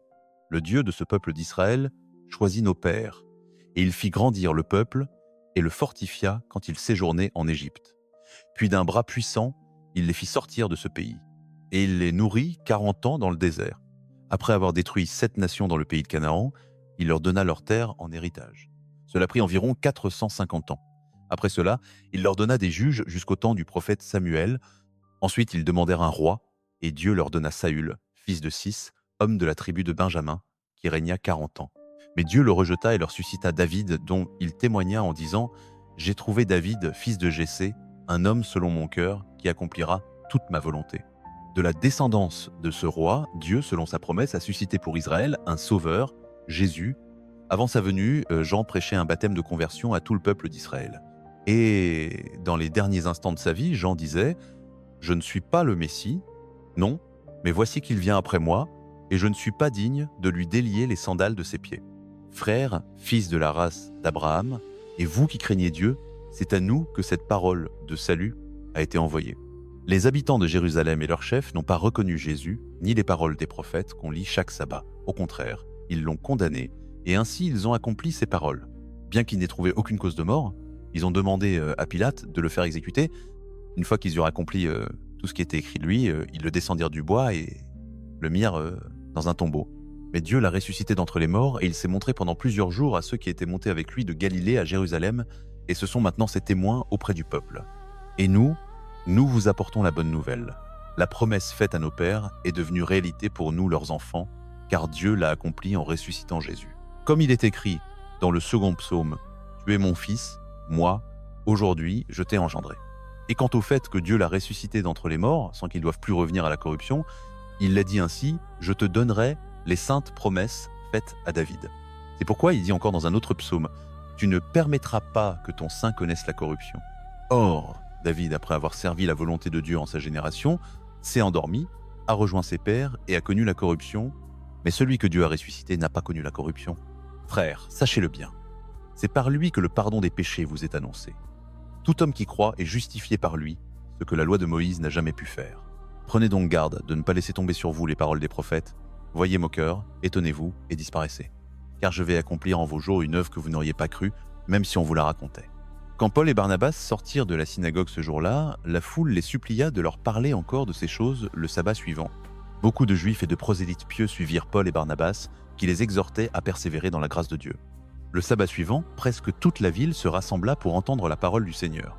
Quand les Juifs virent la foule, ils furent jaloux et, en contradisant les paroles de Paul, se mirent à calomnier. Paul et Barnabas parlèrent avec hardiesse et dirent « Il nous fallait d'abord annoncer la parole de Dieu à vous, les Juifs, mais puisque vous la rejetez et vous jugez vous-mêmes indignes de la vie éternelle, nous nous tournons vers les païens. Car telle est la mission que le Seigneur nous a donnée. Je t'ai établi lumière des nations pour porter le salut jusqu'aux extrémités de la terre. » Les païens, en entendant cela, se réjouirent et glorifièrent la parole du Seigneur, et tous ceux qui étaient destinés à la vie éternelle devinrent croyants. La parole du Seigneur se répandait par toute la contrée. Mais les Juifs excitèrent les femmes dévotes de haute condition et les principaux de la ville. Ils suscitèrent une persécution contre Paul et Barnabas et les chassèrent de leur territoire. Alors ils secouèrent la poussière de leurs pieds contre eux et allèrent à Iconium, et les disciples étaient remplis de joie et d'Esprit Saint. Chapitre 14. Il en fut de même à Iconium. Paul et Barnabé entrèrent dans la synagogue des Juifs et parlèrent de telle sorte qu'une grande foule de Juifs et de Grecs crut. Mais les Juifs qui refusaient le message de Dieu empoisonnèrent l'esprit des païens contre Paul et Barnabé. Les apôtres cependant restèrent là longtemps, prêchant avec hardiesse au sujet de la grâce du Seigneur, et le Seigneur confirma la parole par les signes, les prodiges et les miracles qu'il opérait par eux. La ville était divisée, les uns étaient avec les Juifs, les autres avec les apôtres. Mais quand une foule de païens et de Juifs, avec leurs chefs, se rassembla pour les outrager et les lapider, les apôtres la prirent et s'enfuirent dans la région de Lycaonie, à Lystre et à Derbé dans les alentours, où ils annonçaient la bonne nouvelle. Pendant qu'ils étaient à Lystre, Paul et Barnabé rencontrèrent un homme infirme des pieds, qui était boiteux de naissance et n'avait jamais marché. Il était assis et écoutait Paul qui parlait. Paul, fixant les regards sur lui et voyant qu'il avait la foi pour être sauvé, lui dit d'une voix forte « Lève-toi droit sur tes pieds ». Et l'homme sauta sur ses pieds et se mit à marcher. La foule, voyant ce que Paul avait fait, se mit à crier en lycaonien les dieux sont venus jusqu'à nous sous une forme humaine. Ils appelaient Barnabé Zeus et Paul Hermès, parce qu'il était le porte-parole principal. Le temple de Zeus, qui se trouvait juste à l'extérieur de la ville, le prêtre du temple amena des taureaux ornés de guirlandes aux portes de la ville et, avec la foule, se préparait à leur offrir des sacrifices. Mais quand les apôtres Barnabé et Paul apprirent cela, ils déchirèrent leurs vêtements et se précipitèrent au milieu de la foule en criant « Amis, pourquoi faites-vous cela ? Nous sommes des hommes mortels, tout comme vous. Nous vous apportons la bonne nouvelle pour que vous vous détourniez de ces vaines idoles et vous tourniez vers le Dieu vivant qui a fait le ciel, la terre, la mer et tout ce qui s'y trouve. Dans les générations passées, il a permis à toutes les nations de suivre leur propre voie, et pourtant il n'a pas manqué de leur donner des témoignages de sa bonté, en leur envoyant du ciel des pluies et des saisons fécondes, en leur donnant la nourriture et en remplissant de joie leur cœur. Et même avec ces paroles, ils eurent grand-peine à empêcher la foule d'offrir des sacrifices. Mais des Juifs arrivèrent d'Antioche et d'Iconium, gagnèrent la foule à leur parti, lapidèrent Paul et le traînèrent hors de la ville, croyant qu'il était mort. Mais quand les disciples l'entourèrent, il se releva et rentra dans la ville. Le lendemain, il partit avec Barnabé pour Derbé. Après avoir annoncé la bonne nouvelle dans cette ville et fait un grand nombre de disciples, Paul et Barnabé retournèrent à Lystre, à Iconium et à Antioche de Pisidie. Ils y fortifièrent les âmes des disciples, les exhortant à persévérer dans la foi et leur rappelant que c'est par beaucoup de tribulations que nous devons entrer dans le royaume de Dieu. Ils désignèrent des anciens dans chaque église, jeûnèrent et prièrent, et les recommandèrent au Seigneur en qui ils avaient mis leur confiance. Ils traversèrent alors la Pisidie et arrivèrent en Pamphylie. Ils annoncèrent la parole à Perga, puis descendirent à Attalie. De là, ils s'embarquèrent pour Antioche de Syrie, d'où ils étaient partis. Les croyants les avaient recommandés à la grâce de Dieu pour l'œuvre qu'ils venaient d'accomplir. Arrivés là, ils réunissent l'église et racontèrent tout ce que Dieu avait fait par eux et comment il avait ouvert aux païens la porte de la foi. Et ils passèrent un assez long temps avec les disciples. Chapitre 15. Pendant que Paul et Barnabé étaient à Antioche de Syrie, des hommes descendus de Judée se mirent à enseigner aux frères: si vous ne vous faites pas circoncire selon l'usage de Moïse, vous ne pouvez pas être sauvés. Paul et Barnabé entrèrent en grand débat et en discussion avec eux. Alors il fut décidé que Paul et Barnabé et quelques autres d'entre eux monteraient à Jérusalem vers les apôtres et les anciens pour cette affaire. Étant donc envoyés par l'Église, ils traversèrent la Phénicie et la Samarie, racontant la conversion des païens, et ils donnèrent une grande joie à tous les frères. Arrivés à Jérusalem, ils furent reçus par l'Église, les apôtres et les anciens, et ils rapportèrent tout ce que Dieu avait fait par leurs moyens. Mais quelques-uns de la secte des pharisiens qui avaient cru se levèrent pour dire « il faut les circoncire » et leur commander de garder la loi de Moïse. Les apôtres et les anciens se réunirent alors pour examiner cette question. Après une longue discussion, Pierre prit la parole et leur dit « Frères, vous savez qu'il y a longtemps que Dieu a fait choix parmi vous de moi, afin que par ma bouche les païens entendissent la parole de l'Évangile et crussent. Et Dieu, qui connaît les cœurs, a rendu témoignage aux païens en leur donnant le Saint-Esprit. Comme à nous, il n'a fait aucune distinction entre nous et eux, ayant purifié par la foi leur cœur. Maintenant donc, pourquoi tentez-vous Dieu en imposant aux disciples un joug que ni nos pères ni nous n'avons pu porter? Mais nous croyons que nous sommes sauvés par la grâce du Seigneur Jésus, tout comme eux, tous l'écoutèrent en silence, pendant que Barnabé et Paul racontaient tous les signes et les prodiges que Dieu avait fait par eux chez les païens. Quand ils eurent achevé, Jacques prit la parole et dit « Frères, écoutez-moi. Siméon a rapporté comment Dieu a visité pour la première fois les païens pour se choisir un peuple d'entre eux, et les paroles des prophètes s'accordent avec cela, comme il est écrit. Après cela, je reviendrai, et je relèverai la tente de David qui est tombée. Je la réparerai de ses ruines, et je la relèverai, pour que le reste des hommes cherche le Seigneur, ainsi que toutes les nations sur lesquelles mon nom a été invoqué, dit le Seigneur qui fait ces choses, connues de toute éternité. C'est pourquoi je juge que nous ne devons pas incommoder ceux des païens qui se convertissent à Dieu, mais il nous faut leur écrire de s'abstenir des souillures, des idoles, de la fornication, des animaux étouffés et du sang. Car Moïse, depuis longtemps, a dans chaque ville des gens qui le prêchent, et il est lu dans les synagogues tous les jours de sabbat. Alors les apôtres et les anciens, avec toute l'Église, résolurent de choisir parmi eux et d'envoyer à Antioche, avec Paul et Barnabé, des hommes, Judas appelé aussi Barsabas, et Silas, qui étaient des chefs parmi les frères. Ils leur firent porter la lettre suivante: les apôtres, les anciens et les frères aux frères d'entre les païens qui sont à Antioche, en Syrie et en Cilicie, salut. Ayant appris que quelques-uns de chez nous, sans mandat de nous, vous ont troublé par leurs paroles et ébranlé vos âmes, nous avons tenu conseil et avons décidé unanimement de vous envoyer nos bien-aimés Barnabé et Paul qui ont exposé leur vie pour le nom de notre Seigneur Jésus-Christ.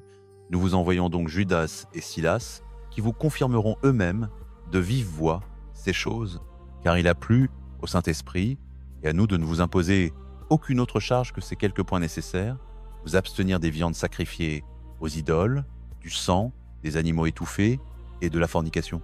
Si vous vous gardez de ces choses, vous ferez bien. Adieu. Les envoyés partirent donc sur le champ pour Antioche, où ils réunirent l'assemblée et remirent la lettre. La lecture de ce message causa une grande joie à toute l'Église. Judas et Silas, qui étaient eux-mêmes prophètes, les exhortèrent et les fortifièrent dans la foi par un long discours. Après y avoir passé quelque temps, ils furent renvoyés vers ceux qui les avaient envoyés, avec la bénédiction de paix. Paul et Barnabé restèrent à Antioche, enseignant et prêchant avec beaucoup d'autres la parole du Seigneur. Quelque temps après, Paul dit à Barnabé: « Retournons maintenant visiter les frères dans toutes les villes où nous avons annoncé la parole du Seigneur, pour voir en quel état ils sont. » Barnabé voulait emmener avec eux Jean, surnommé Marc, mais Paul estimait qu'il ne convenait pas de l'emmener, puisqu'il les avait quittés en Pamphylie et n'avait pas accompagné leur ministère. Il y eut une altercation assez vive, et ils se séparèrent. Barnabé prit Marc et s'embarqua pour Chypre. Paul choisit Silas et, après avoir été recommandé par les frères à la grâce du Seigneur, il partit. Il traversa la Syrie et la Cilicie, fortifiant les églises. Chapitre 6. Paul se rendit d'abord à Derbé, puis à Lystre. Il y avait là un disciple nommé Timothée, fils d'une juive croyante et d'un père grec. Les frères de Lystre et d'Iconium rendaient un bon témoignage de lui. Paul voulut que Timothée l'accompagnât dans son voyage, et par égard pour les Juifs de cette région, il le fit circoncire avant de partir, car tous savaient que son père était grec. Ils allaient de ville en ville, transmettant les décisions prises par les apôtres et les anciens de Jérusalem, et qu'ils devaient observer. Ainsi, les églises se fortifiaient dans la foi, et leur nombre augmentait chaque jour. Paul et Silas traversèrent la Phrygie et la Galatie, ayant été empêchés par l'Esprit Saint d'annoncer la parole en Asie. Ils arrivèrent aux frontières de la Mysie et voulurent passer en Bithynie, mais l'Esprit de Jésus ne le leur permit pas. Ils traversèrent alors la Mysie et descendirent à Troas. Cette nuit-là, Paul eut une vision. Un Macédonien se tenait debout et le suppliait. « Passe en Macédoine et viens nous secourir. » Après avoir vu cette vision, nous résolûmes aussitôt de partir pour la Macédoine, concluant que Dieu nous appelait à y annoncer la bonne nouvelle. Nous embarquâmes à Troas et naviguâmes directement vers Samothrace. Le lendemain, nous débarquâmes à Néapolis. De là, nous nous rendîmes à Philippe, ville principale de ce district de Macédoine et colonie romaine. Nous y passâmes plusieurs jours. Le jour du sabbat, nous sortîmes de la ville et nous allâmes au bord du fleuve, où nous pensions qu'il y aurait un lieu de prière. Nous nous assîmes et nous nous mîmes à parler avec les femmes qui s'y étaient rassemblées. Une de ces femmes, nommée Lydie, marchande de pourpre de la ville de Thyatire, adorait Dieu. Tandis qu'elle écoutait, le Seigneur ouvrit son cœur, et elle adhéra à ce que disait Paul. Elle et sa maison furent baptisées. Elle nous invita en disant « Si vous me considérez comme une fidèle du Seigneur, entrez dans ma maison et y restez. » Et elle nous y contraignit. Un jour que nous allions au lieu de prière, nous rencontrâmes une jeune esclave, possédée d'un esprit de divination. Elle procurait à ses maîtres de grands profits par ses prédictions. Elle nous suivait, Paul et nous, en criant « Ces hommes sont des serviteurs du Dieu très haut, ils vous annoncent le chemin du salut. » Elle le faisait jour après jour, ce qui irrita Paul au point qu'il se tourna et dit à l'esprit « Je t'ordonne au nom de Jésus-Christ de sortir d'elle. » Et il sortit à l'instant. Les maîtres de la jeune fille, voyant que l'espérance de leur gain était perdue, se saisirent de Paul et de Silas et les traînèrent à la place du marché, devant les autorités. Ils les présentèrent aux magistrats en disant « Ces hommes troublent notre ville, ce sont des Juifs, et ils prônent des coutumes que nous, Romains, ne pouvons ni recevoir ni professer. » La foule se joignit à eux contre Paul et Silas, et les magistrats déchirèrent leurs vêtements et ordonnèrent de les battre de verges. Après les avoir rudement frappés, ils les jetèrent en prison, en recommandant au geôlier de le bien surveiller. Ayant reçu cet ordre, il les jeta dans la prison intérieure et leur serra les pieds dans le billot. Vers le milieu de la nuit, Paul et Silas priaient et chantaient les louanges de Dieu. Les autres prisonniers les écoutaient. Soudain, il se fit un grand tremblement de terre, au point que les fondements de la prison furent ébranlés. Aussitôt, toutes les portes s'ouvrirent et les chaînes de tous tombèrent. Le geôlier se réveilla et, voyant les portes de la prison ouvertes, il tira son épée pour se tuer, car il pensait que les prisonniers s'étaient enfuis.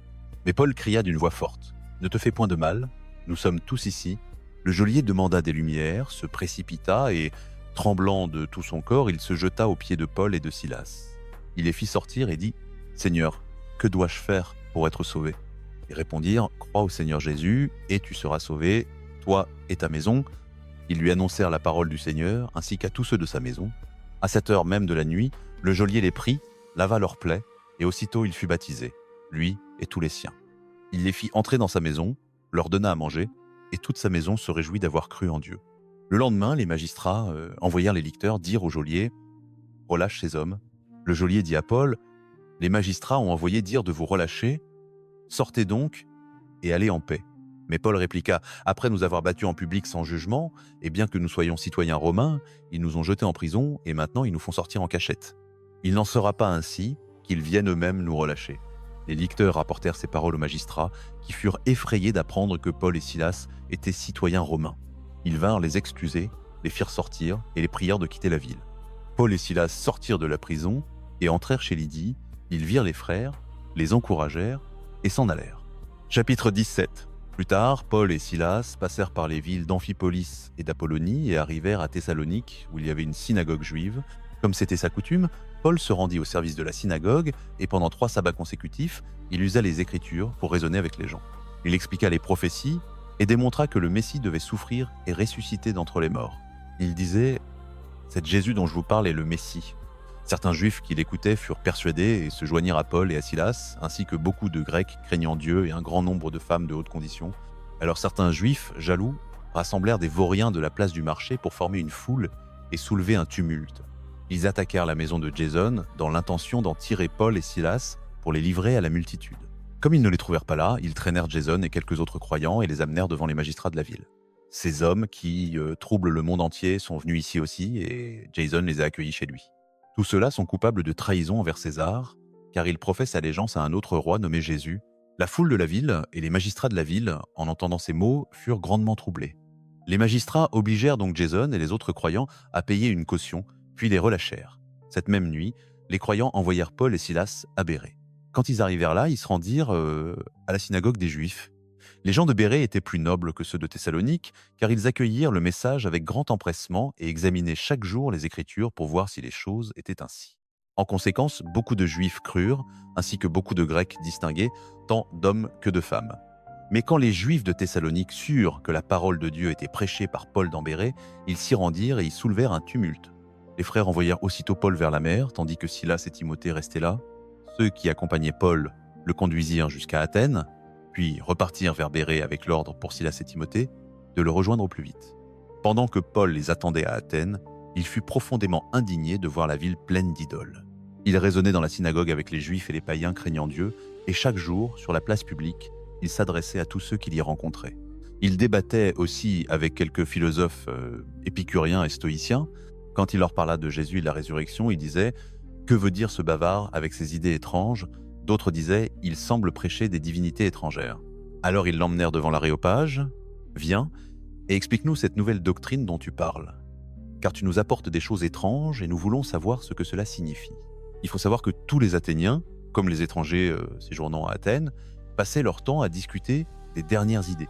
Paul, debout au milieu de l'aréopage, dit « Athéniens, je vois bien que vous êtes, sous tous les rapports, des gens très religieux, car en passant, j'ai observé les objets de votre culte, et j'ai même vu un autel sur lequel était inscrit « Un Dieu inconnu. C'est celui que vous honorez sans le connaître que je vous annonce. Le Dieu qui a fait le monde et tout ce qui s'y trouve, étant le Seigneur du ciel et de la terre, n'habite pas dans des temples faits de mains d'hommes. Et il n'est servi par des mains humaines, comme s'il avait besoin de quelque chose, car c'est lui qui donne à tous la vie, le souffle et toutes choses. D'un seul homme, il a fait toutes les nations des hommes pour qu'ils habitent sur toute la surface de la terre, ayant déterminé les temps fixés pour eux et les bornes de leur demeure, afin qu'ils cherchent Dieu et qu'ils s'efforcent de le trouver à tâtons, car il n'est pas loin de chacun de nous. Car en lui, nous avons la vie, le mouvement et l'être. C'est ce qu'ont dit aussi quelques-uns de vos poètes. Nous sommes aussi sa race. Puisqu'ainsi nous sommes de sa race, nous ne devons pas croire que la divinité soit semblable à de l'or, à de l'argent ou à la pierre, sculptée par l'art et l'imagination de l'homme. Les temps d'ignorance, Dieu les a laissés passer, mais maintenant il commande à tous les hommes, en tout lieu, de se repentir, parce qu'il a fixé un jour où il jugera le monde selon la justice par un homme qu'il a désigné, ayant fourni la preuve à tous en le ressuscitant d'entre les morts. Quand ils entendirent parler de la résurrection des morts, les uns se moquèrent et les autres dirent « Nous t'entendrons là-dessus une autre fois ». Et Paul sortit du milieu d'eux. Cependant, quelques-uns se joignirent à lui et crurent. Parmi eux était Dénice, l'aréopagite, une femme nommée Damaris et plusieurs autres. Chapitre 18. Après cela, Paul quitta Athènes et se rendit à Corinthe. Là, il rencontra un juif nommé Aquila, originaire du Pont, récemment arrivé d'Italie avec sa femme Priscille, parce que Claude avait ordonné à tous les juifs de quitter Rome. Paul alla demeurer et travailler avec eux, car ils étaient fabricants de tentes, tout comme lui. Chaque jour de sabbat, il se rendait à la synagogue et s'efforçait de persuader juifs et grecs. Quand Silas et Timothée arrivèrent de Macédoine, Paul se consacra tout entier à la prédication de la parole, attestant aux Juifs que Jésus était le Messie. Mais comme il s'opposait et l'injuriait, il secoua ses vêtements en signe de protestation et leur dit « Votre sang retombe sur votre tête, j'en suis pur, désormais j'irai vers les païens. » Et il sortit de là pour aller chez Tite-Juste, un adorateur de Dieu dont la maison joustait la synagogue. Crispe, le chef de la synagogue, crut au Seigneur avec toute sa maison, et beaucoup d'autres Corinthiens, en entendant Paul, embrassèrent la foi et furent baptisés. Une nuit, le Seigneur parla à Paul en vision. « N'aie pas peur, parle et ne te tais pas, car je suis avec toi. Personne ne s'en prendra à toi pour te faire du mal, car j'ai ici un peuple nombreux. » Paul s'établit donc à Corinthe 1 an et demi, enseignant la parole de Dieu. Quand Galion devint proconsul d'Achaïe, les Juifs se soulevèrent d'un commun accord contre Paul et l'amenèrent devant le tribunal. Il disait « Cet homme persuade les gens d'adorer Dieu d'une manière contraire à la loi. » Paul allait se mettre à parler pour sa défense, quand Galion déclara aux Juifs « S'il s'agissait d'un délit ou d'un crime grave, il serait raisonnable que je vous écoute aux Juifs Mais puisqu'il ne s'agit que de discussions sur des paroles, des noms et votre loi propre, vous vous en chargerez vous-même. Je ne veux pas être juge de ces affaires-là. » Et il les chassa du tribunal. Alors toute la foule se saisit de Sosthène, le chef de la synagogue, et le frappait devant le tribunal. Mais Galion n'en faisait aucun cas. Paul demeura encore quelque temps à Corinthe, puis il prit congé des frères et s'embarqua pour la Syrie, emmenant avec lui Priscille et Aquila. À Cenchréa d'abord, il se rasa la tête. Ayant fait un vœu, ils arrivèrent à Éphèse où Paul les laissa. Lui-même entra dans la synagogue et s'entretint avec les Juifs. On le priait de prolonger son séjour, mais il refusa. Il prit congé d'eux en disant « Je reviendrai si Dieu le veut ». Puis il fit voile depuis Éphèse. De là, il débarqua à Césarée. Il monta ensuite saluer l'église de Jérusalem et redescendit à Antioche. Ayant passé quelque temps là, il partit et parcourut successivement la Galatie et la Phrygie, fortifiant tous les disciples.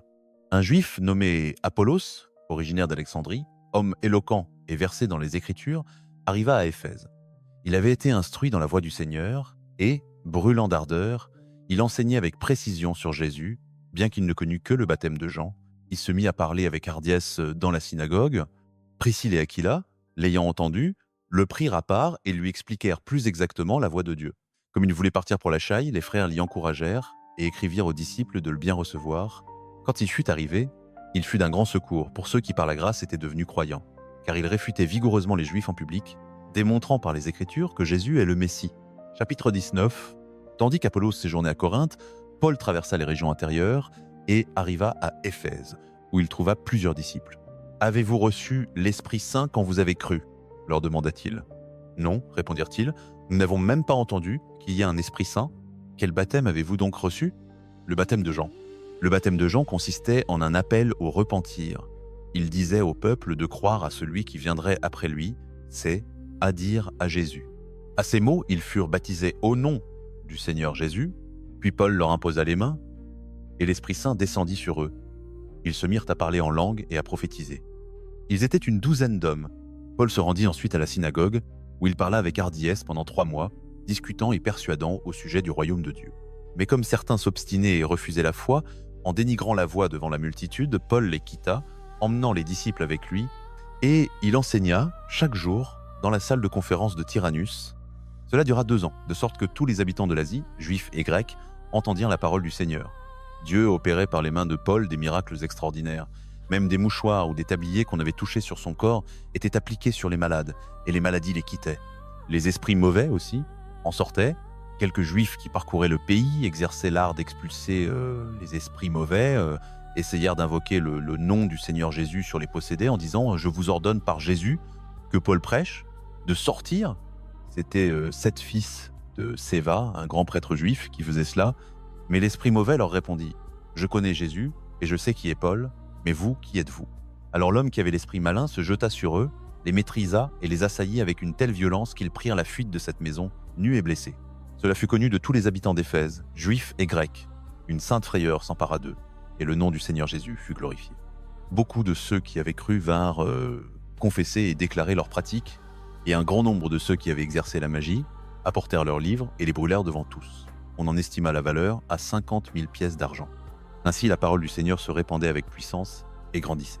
Après ces événements, Paul résolut, poussé par l'Esprit, de traverser la Macédoine et la Chaïe pour se rendre à Jérusalem en disant « Après cela, je dois voir Rome ». Il envoya devant lui en Macédoine 2 de ses assistants, Timothée et Éraste, tandis qu'il restait encore un peu de temps dans la province d'Asie. C'est alors qu'il se produisit à Éphèse un grave tumulte au sujet de la voie.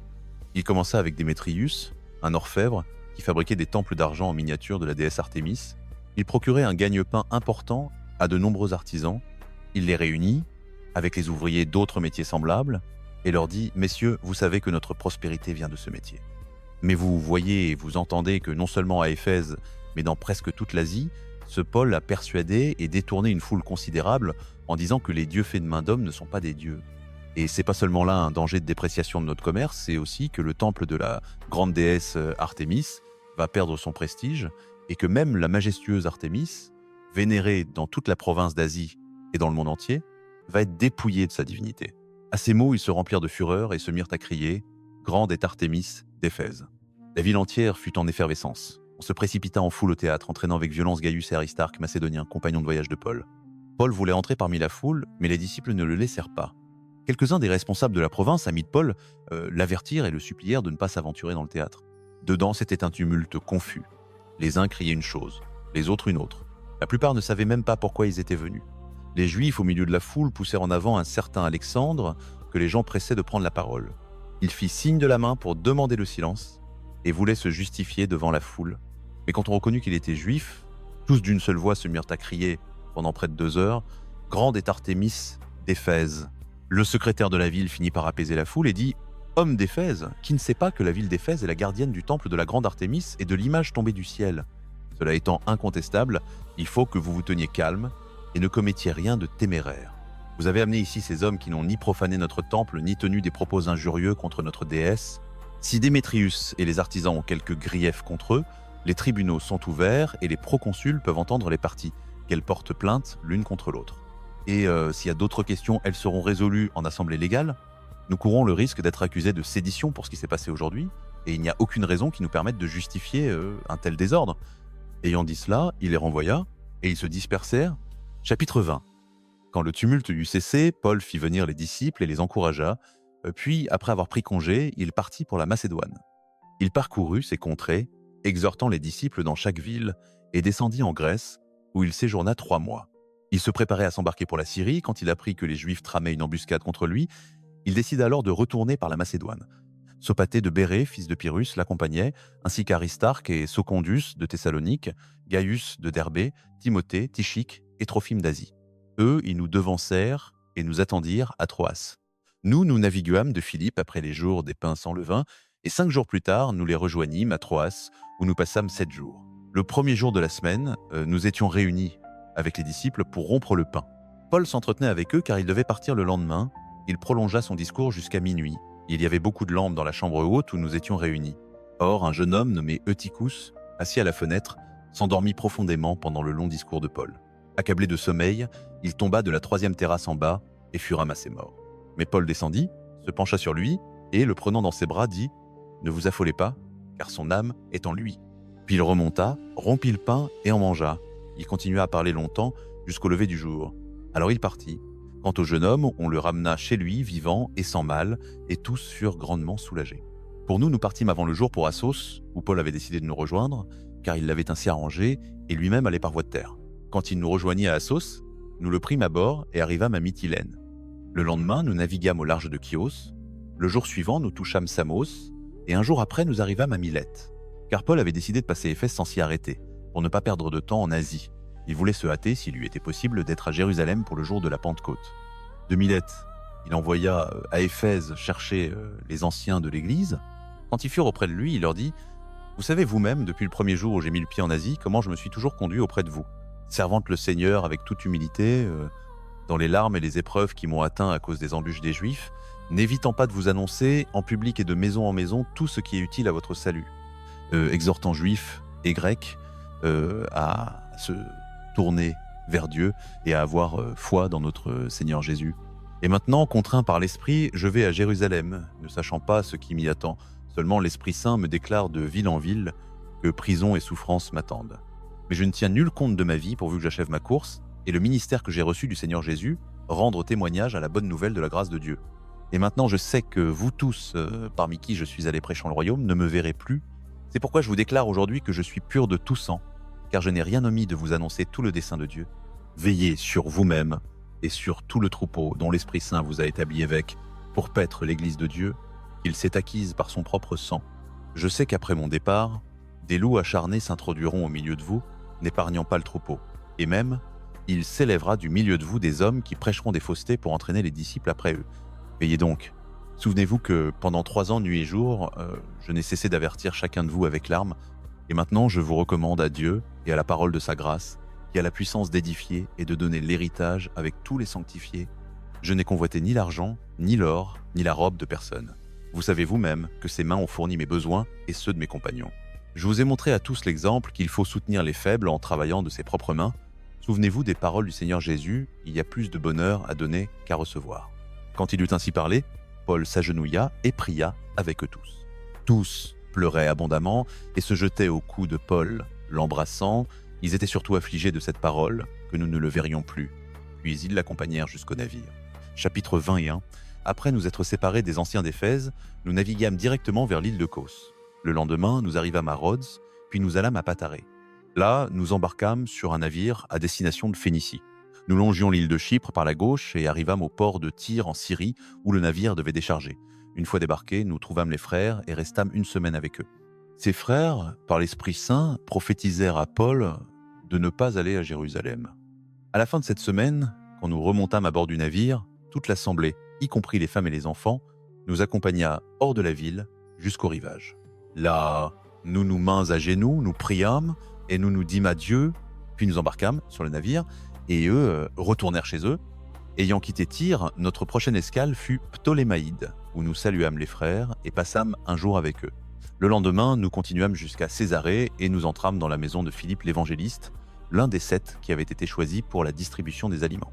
Il avait 4 filles vierges qui prophétisaient. Plusieurs jours après, un prophète nommé Agabus, venant de Judée, vint nous voir. Il s'approcha, prit la ceinture de Paul, s'attacha les pieds et les mains et dit « Ainsi parle l'Esprit Saint. L'homme à qui appartient cette ceinture sera lié de la sorte par les Juifs à Jérusalem et sera livré aux mains des païens. » Quand nous l'entendîmes, nous et les habitants du lieu, nous suppliâmes Paul de ne pas aller à Jérusalem, mais il répondit « Pourquoi ce pleur me déchire-t-il le cœur ? Je suis prêt non seulement à être lié, mais même à mourir à Jérusalem pour le nom du Seigneur Jésus. » Voyant qu'il n'y avait pas moyen de le convaincre, nous nous résignâmes et dîmes « Que la volonté du Seigneur soit faite. » Après cela, nous fîmes nos bagages et partîmes pour Jérusalem. Quelques-uns des frères de Césarée nous accompagnèrent et nous conduisirent chez un certain Mnason, originaire de Chypre et des premiers disciples. Quand nous arrivâmes à Jérusalem, les frères nous reçurent avec une grande cordialité. Le lendemain, Paul alla avec nous trouver Jacques. Tous les anciens étaient présents. Après les salutations, Paul leur raconta en détail ce que Dieu avait accompli parmi les païens par son ministère. Quand ils l'entendirent, ils glorifièrent Dieu. Puis ils lui dirent « Tu sais frère, combien de milliers de Juifs ont cru et tous sont zélés pour la loi. Mais on leur a rapporté au sujet des Juifs qui vivent parmi les païens que tu les engages à apostasier de Moïse. Tu leur dis de ne pas circoncire leurs enfants et de ne pas suivre nos coutumes. Que faire? Ils vont certainement apprendre ton arrivée. Fais donc ceci. Il y a parmi nous 4 hommes qui ont fait un vœu. Prends-les avec toi, purifie-toi avec eux et paie pour eux les frais afin qu'ils se rasent la tête. Ainsi, tous sauront que ce qu'on leur a rapporté sur toi est faux et que toi aussi, tu observes la loi. Quant aux païens qui ont cru, nous leur avons écrit notre décision, qu'ils s'abstiennent des viandes sacrifiées aux idoles, du sang, des animaux étouffés et de la fornication. Paul prit donc les hommes le lendemain, se purifia avec eux et entra dans le temple, déclarant publiquement la fin du temps de purification, à l'expiration duquel des sacrifices seraient offerts pour chacun d'eux. Comme les 7 jours allaient s'achever, des Juifs de la province d'Asie, ayant vu Paul dans le temple, soulevèrent toute la foule et se saisirent de lui, en criant « Homme d'Israël, à l'aide ! Voici l'homme qui prêche partout contre le peuple, contre la loi et contre ce lieu. Il a même introduit des Grecs dans le temple et profané ce saint lieu. » En effet, ils avaient vu auparavant Trophime l'Éphésien en ville avec lui, et ils pensaient que Paul l'avait introduit dans le temple. Toute la ville fut en émoi, le peuple se rua sur Paul et l'entraîna hors du temple, et aussitôt les portes se fermèrent. On cherchait à le tuer, quand le tribune de la cohorte fut averti que tout Jérusalem était en effervescence. Il prit aussitôt des soldats et des centurions et courut vers la foule. Quand ils virent le tribun et les soldats, ils cessèrent de frapper Paul. Le tribun s'approcha, l'arrêta et ordonna de le charger de 2 chaînes. Puis il demanda qui il était et ce qu'il avait fait. L'un criait une chose, l'autre une autre, au milieu du tumulte. N'ayant pu savoir la vérité à cause du désordre, il ordonna de le conduire à la forteresse. Quand Paul arriva au degré, il dut être porté par les soldats à cause de la violence de la foule, car le peuple derrière lui criait « à mort ». Comme on allait l'introduire dans la forteresse, Paul dit au tribun « Puis-je te dire quelque chose? Tu parles grec? N'es-tu pas cet Égyptien qui, dernièrement, a excité une sédition et conduit au désert 4000 assassins? Je suis juif, de Tars en Cilicie, citoyen d'une ville non obscure. Je te prie, permets-moi de parler à ce peuple. » Le tribun y consentit. Paul, debout sur les degrés, fit signe de la main au peuple. Un grand silence s'établit et il leur parla en langue araméenne. Chapitre 22. Frères et pères, écoutez-moi tandis que je présente ma défense. Quand ils entendirent qu'il parlait en hébreu, le silence se fit encore plus grand. Paul dit « Je suis juif, né à Tars en Cilicie. J'ai été élevé ici à Jérusalem et éduqué au pied de Gamaliel, soigneusement instruit dans la loi de nos pères et plein de zèle pour Dieu. Comme vous l'êtes tous aujourd'hui, j'ai persécuté cette voie jusqu'à la mort, en enchaînant et en jetant en prison tant des hommes que des femmes. Le grand prêtre et tout le conseil des anciens peuvent en témoigner, car j'ai reçu d'eux des lettres pour nos frères de Damas, où j'allais pour amener enchaînés à Jérusalem et les faire punir, ceux de la secte. Comme j'étais en chemin, et que j'approchais de Damas, vers midi, soudain, une vive lumière du ciel m'enveloppa. Je tombai à terre et j'entendis une voix qui me disait « Saül, Saül, pourquoi me persécutes-tu ? Qui es-tu, Seigneur ?» demandai-je. Et la voix répondit « Je suis Jésus de Nazareth, que tu persécutes. » Ceux qui voyageaient avec moi virent bien la lumière, mais ils n'entendirent pas la voix de celui qui me parlait. Je dis « Que dois-je faire, Seigneur ?» Et le Seigneur me dit « Lève-toi, va à Damas, là on te dira tout ce qui est ordonné pour toi. » Ébloui par la gloire de cette lumière, mes compagnons me prirent par la main et me menèrent à Damas. Il y avait là un homme nommé Anani, homme pieux selon la loi et dont tous les juifs de Damas rendaient un bon témoignage. Il vint me trouver et se tenant près de moi, il dit « Frère Saül, recouvre la vue. » Et à l'instant même, je recouvrai la vue et je le vis. Il ajouta « Le Dieu de nos pères t'a choisi pour connaître sa volonté, pour voir le juste et entendre de sa bouche la parole. Car tu seras son témoin auprès de tous les hommes de tout ce que tu as vu et entendu. Et maintenant, qu'attends-tu? Lève-toi, fais-toi baptiser et lave tes péchés en invoquant son nom. » Après mon retour à Jérusalem, comme j'étais en prière dans le temple, je tombais en extase et je vis le Seigneur qui me disait « Hâte-toi, sors vite de Jérusalem, car ils n'accepteront pas ton témoignage à mon sujet. » Je répondis « Seigneur, ils savent bien que dans chaque synagogue, j'emprisonnais et je battais ceux qui croient en toi. Et quand on versa le sang de ton témoin Étienne, j'étais là, approuvant son meurtre, et gardant les vêtements de ceux qui le lapidaient. Mais le Seigneur me dit « Va, je t'enverrai bien loin vers les nations païennes. » La foule écouta Paul jusqu'à ce qu'il eût dit ces mots. Puis ils élevèrent la voix et crièrent « Ôte de la terre un tel homme, il ne doit pas vivre. » Ils jetaient leurs manteaux en l'air et lançaient de la poussière. Le tribun emmena Paul à l'intérieur et ordonna de le fouetter pour obtenir un aveu. Il voulait savoir pourquoi la foule s'était soulevée contre lui. Comme on l'attachait pour le fouetter, Paul dit à l'officier qui se trouvait là « Est-il permis de fouetter un citoyen romain sans qu'il ait été condamné ?»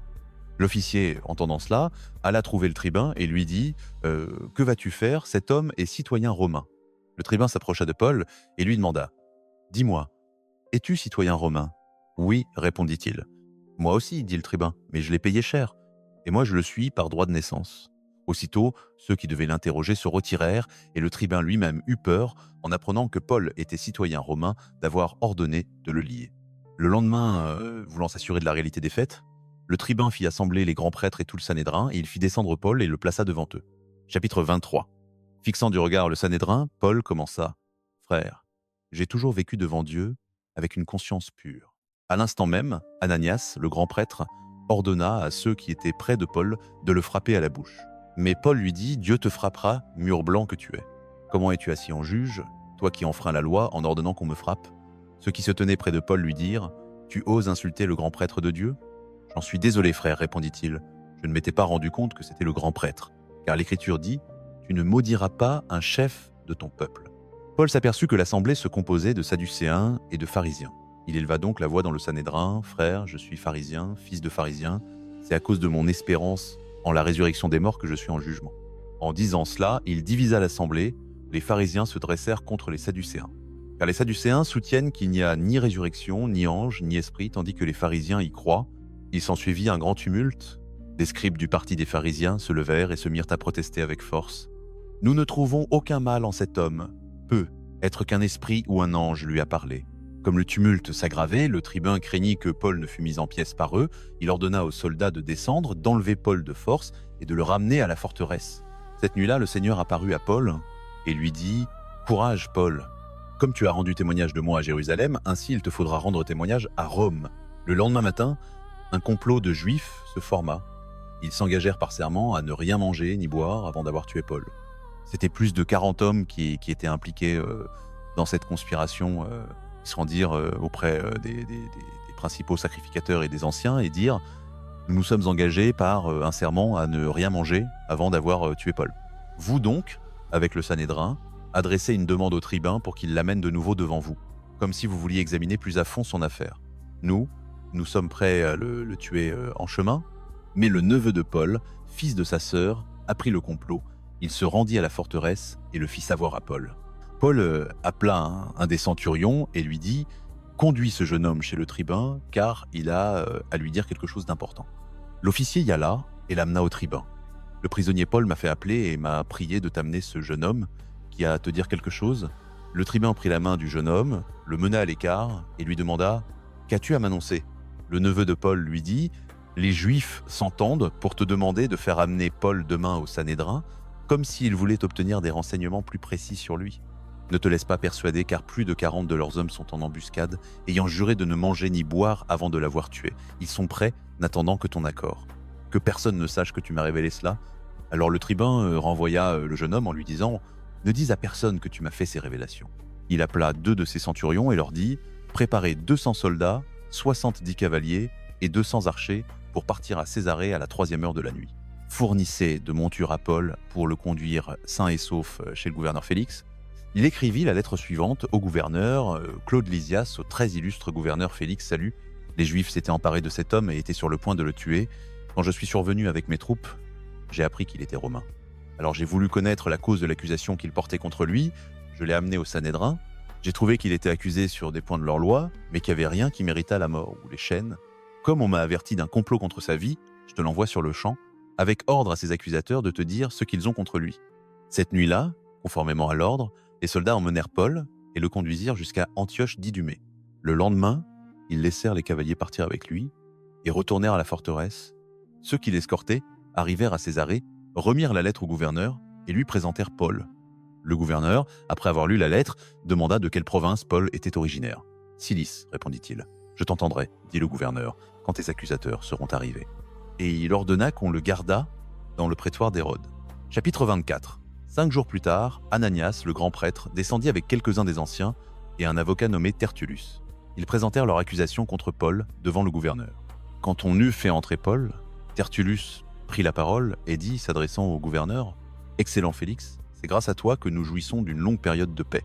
Et c'est grâce à ta prévoyance que des réformes avantageuses ont été promulguées pour cette nation. Par tout cela, nous te rendons de profondes actions de grâce.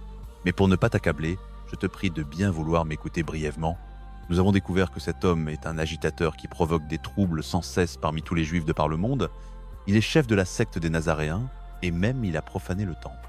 Quand nous l'avons arrêté, tu pourras vérifier par toi-même la vérité de toutes nos accusations en l'interrogeant. » Alors les Juifs intervinrent, approuvant tout ce que Tertullus avait dit. Le gouverneur fit alors signe à Paul de prendre la parole. Paul dit « Je sais, Seigneur, que tu es juge de cette nation depuis de nombreuses années. C'est donc avec joie que je vais me justifier devant toi. Tu peux facilement vérifier que je suis arrivé à Jérusalem pour adorer il n'y a pas plus de 12 jours et que ceux qui m'accusent ne m'ont jamais trouvé en train de discuter avec qui que ce soit dans le temple, ni de provoquer des troubles dans une synagogue ou dans les rues de la ville. Ils ne peuvent prouver les choses dont ils m'accusent. Mais j'avoue ceci, je suis adhérent de la voie que ces hommes qualifient de secte. J'adore le Dieu de nos pères et je crois fermement à tout ce qui est écrit dans la loi et dans les prophètes. J'ai la même espérance en Dieu que ces hommes, la résurrection des justes et des injustes. C'est pourquoi je m'efforce toujours de conserver une conscience pure devant Dieu et devant les hommes. Après plusieurs années d'absence, je suis revenu à Jérusalem avec des aumônes pour mon peuple et pour offrir des sacrifices. C'est dans le temple, tandis qu'accomplissait une cérémonie de purification, que ceux qui m'accusent m'ont vu. Il n'y avait aucune foule autour de moi, aucun tumulte. Mais il y avait là des Juifs de la province d'Asie, et ce sont eux qui devraient être ici devant toi pour m'accuser s'ils ont quelque chose contre moi. Quant à ceux qui sont ici, demande-leur de quel crime le Sanhédrin m'a trouvé coupable.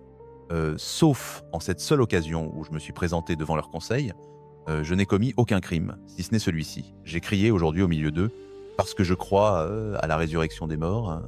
Alors Félix, qui était assez bien informé de la voie, ajourna la séance et dit attends que le tribun Lysias descende, alors je déciderai de ton affaire. Il ordonna au centurion de garder Paul sous bonne garde, mais de lui laisser certaines libertés et de permettre à ses amis de pourvoir à ses besoins.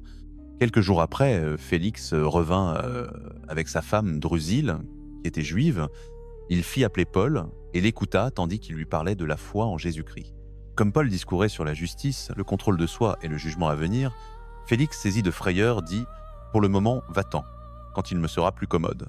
Je te rappellerai. » Il espérait aussi que Paul lui donnerait de l'argent, c'est pourquoi il l'envoyait chercher fréquemment et s'entretenait avec lui. Au bout de 2 ans, Porcius Festus succéda à Félix, et comme Félix voulait se concilier les Juifs, il laissa Paul en prison. Chapitre 25. 3 jours après son arrivée à Césarée pour prendre possession de sa charge, Festus partit pour Jérusalem. Là, les grands prêtres et les principaux des Juifs vinrent lui exposer leurs griefs contre Paul. Ils le prièrent instamment de lui faire cette grâce, de faire transférer Paul à Jérusalem, car ils avaient l'intention de lui dresser une embuscade sur la route pour le tuer. Mais Festus répondit que Paul était sous garde à Césarée et que lui-même allait bientôt y retourner. Que ceux d'entre vous qui ont autorité, dit-il, descendent avec moi, et s'il y a quelque chose de mal en cet homme, qu'il l'accuse. Ayant séjourné là 8 à 10 jours à peine, il descendit à Césarée, et le lendemain, s'étant assis sur le tribunal, il ordonna qu'on amenât Paul. Quand il fut arrivé, les Juifs descendus de Jérusalem l'entourèrent et portèrent contre lui de graves accusations qu'il n'était pas en mesure de prouver. Paul se défendit en disant « Je n'ai commis aucun délit contre la loi des Juifs, ni contre le Temple, ni contre César. » Mais Festus, voulant gagner les faveurs des Juifs, dit à Paul « Veux-tu monter à Jérusalem pour y être jugé sur ces chefs d'accusation en ma présence ?» « Non, répondit Paul, je ne refuse pas d'être jugé ici, et je sais que César n'a aucune raison de me condamner. Si j'ai commis un crime digne de mort, je ne refuse pas de mourir, mais si aucune des accusations qu'ils portent contre moi n'est fondée, personne n'a le droit de me livrer à eux. J'en appelle à César. » Alors Festus, après avoir consulté le conseil, répondit « Tu en appelles à César tu iras. » Quelques jours après, le roi Agrippa arriva à Césarée avec Bérénice pour rendre leur respect à Festus. Comme ils y passèrent plusieurs jours, Festus exposa au roi le cas de Paul et dit « Il y a un homme que Félix a laissé prisonnier. Quand j'étais à Jérusalem, les grands prêtres et les anciens des Juifs vinrent me porter plainte contre lui et me demander sa condamnation.